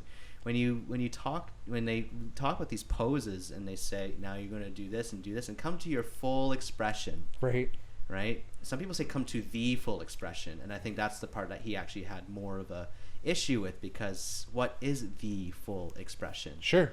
Right. If you say your full expression, that's a very different thing, because the full expression is kind of when you're looking at the textbook, is do I look like that guy, and is my leg in the right place, and am I reaching this point? Right. And I think there's going to need to be a very similar kind of generalization of that kind of outlook that's going to have to come up if you're going to be, you know, dabbling in any sort of thing where you want to heal a psyche. Totally. And maybe it's not just, maybe you need to go beyond a traditional sort of mind-body problem. Like, is, you know, how can we study the synergy of those things? Sure. Do they need to be discrete? And that's, of course, like, that's a very old problem. And I think that's one of the things that, like, some scientific methods are getting some interesting ways to ask questions, but that's, I mean, the whole reductionist part of it is going to make it very difficult. I think that you're going to be able, like, you can find some statistics and things, and you can sort of track outcomes, but I mean, the most valuable thing about people, like when people I talk to and they're talking about psychedelics, they're talking about the experience, right? Totally. And that's so subjective, that person, about what they wanted. They're having memories and flashbacks that are so personal to them, and, you know, hearing them talk about it is beautiful, because it's, you know, I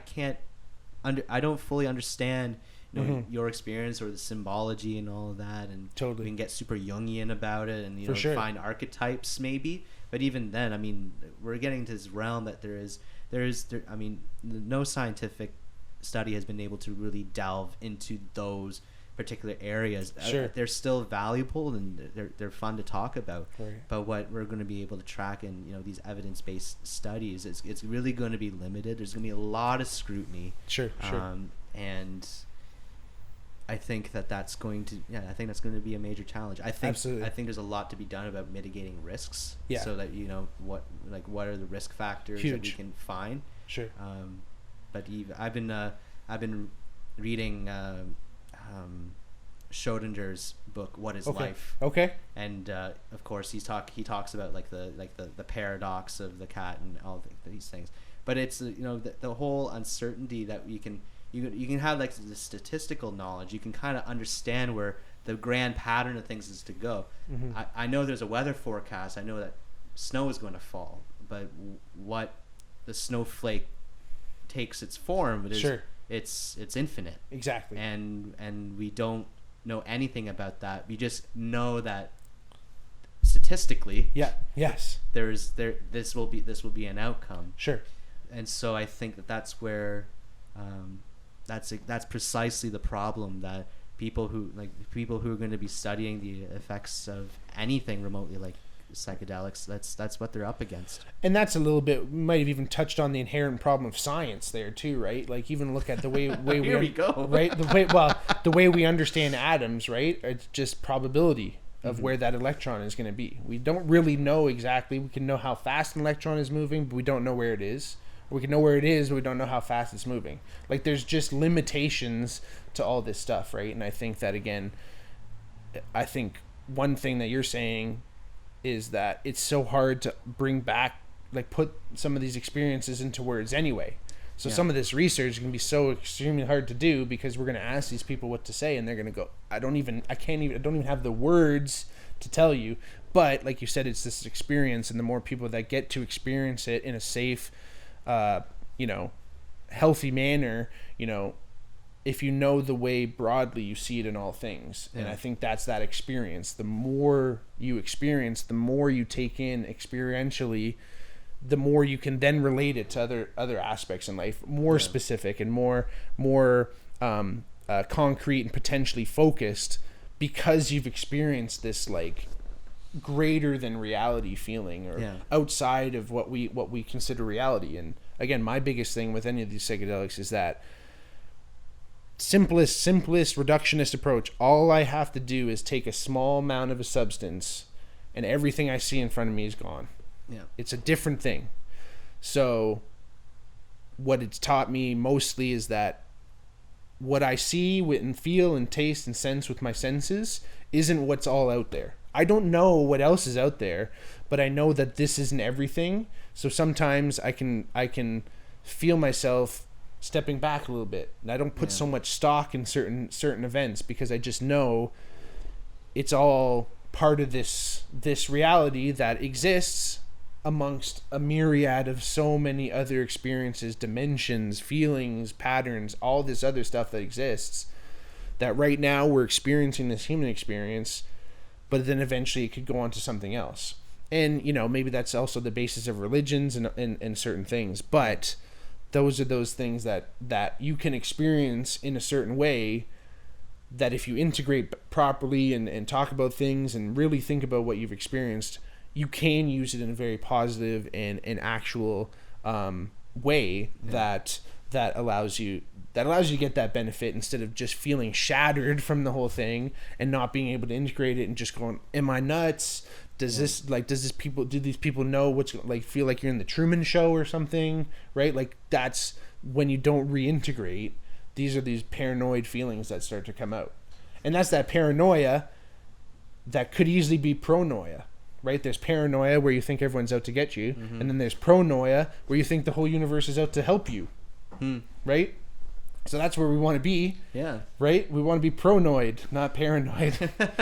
And but that's the thing, is that only comes from that experience, allowing us to have that experience and allowing us to really feel those things guilt-free too, right? Because whether it's law or whether it's our religion or whatever society preventing us to do it, there's guilt involved, and if we can get past all that, I think we can do major cool things. Yeah. I really like the distinction you make between... I've never heard of pronoia before. Yes, sir. But it resonates, because one of the things that I've been getting into as I've been practicing more yoga is I was also doing some guided meditations. Very cool. Deepak Chopra. Cool. Which is someone who I avoided greatly because of a great deal of judgment that I really had about the whole thing. Okay. Because, it was, I really resonate with that thing. It was like there's a lot of things we do to guard ourselves against, abandoning thinking. Sure. And I'm someone who really, really liked thinking, because I felt I was pretty good at it. I felt I was very good at thinking, and I did not feel nearly the same sort of pride in how the rest of my body moved. Right, but, right. The melon was okay. Right. But listening to some of these things, one of the themes that he talked about was a dichotomy between having these worldviews where you can see a world of limitations as to a world of abundance. Sure. And I think that does make a remarkable difference, and you can tell this about people fairly quickly. I feel that I do keep around me a lot of people who see abundance, see opportunities, and those are the people who inspire me, because I feel inspired by what they're seeing as possibilities. For sure. And I'm looking in my own garden and thinking, like, I could grow this and this and this and this. And so that's why I think that I think that the listeners on here, they got to be the same sort of people, because if they find what we're talking about, what we're prattling on, interesting, then they clearly want to I want to hear more about opportunities, possibilities, and things like that. Because I would love to see a tally chart of how many different subjects we discussed today, because we really went around the globe. We hit the gambit. Yeah, we ran the gambit, and you know what? That whole thing reminded me of I think was it Carl or Glenn that told us, when you're thinking, you're stinking.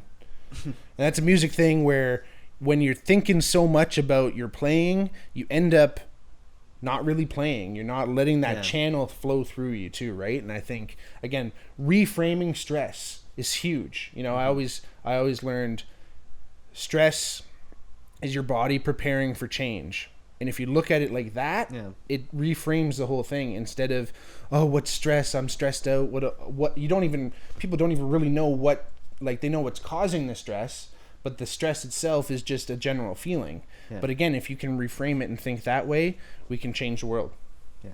And again, you know, I think everything we talked about, everyone who's listening is down with this whole thing. You know, it's about expanding the consciousness and expanding those subjects that you're also interested in too, right? Because again, we'll come back to it. If you know the way broadly, you'll see it in all things. And I think we covered everything today, but there's still so much more to go, and we'll have you on again soon. And we'll keep going. It's been a while since I got to talk about psychology for sure, or anything like that. Mm-hmm. I mean, of course, talking about music and all that stuff. So yeah, thanks for having me on this. And absolutely, my pleasure, man. This will be the first of many appearances, I hope. My pleasure, my treasure. Hey everyone, thanks for listening. Remember, hit that like button, follow us along, check out the Patreon, patreon.com/the Bigmark podcast. Love you all. Talk to you soon. Peace.